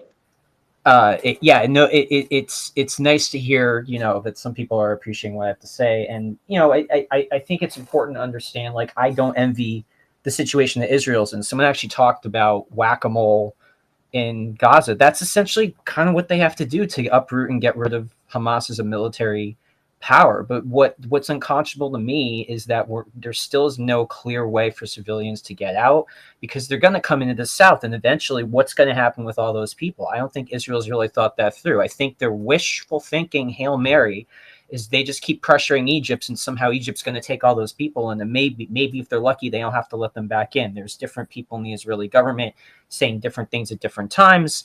I don't think the U.S. or the international community would allow a permanent displacement, but there are certainly people on the Israeli far right that have been dreaming about that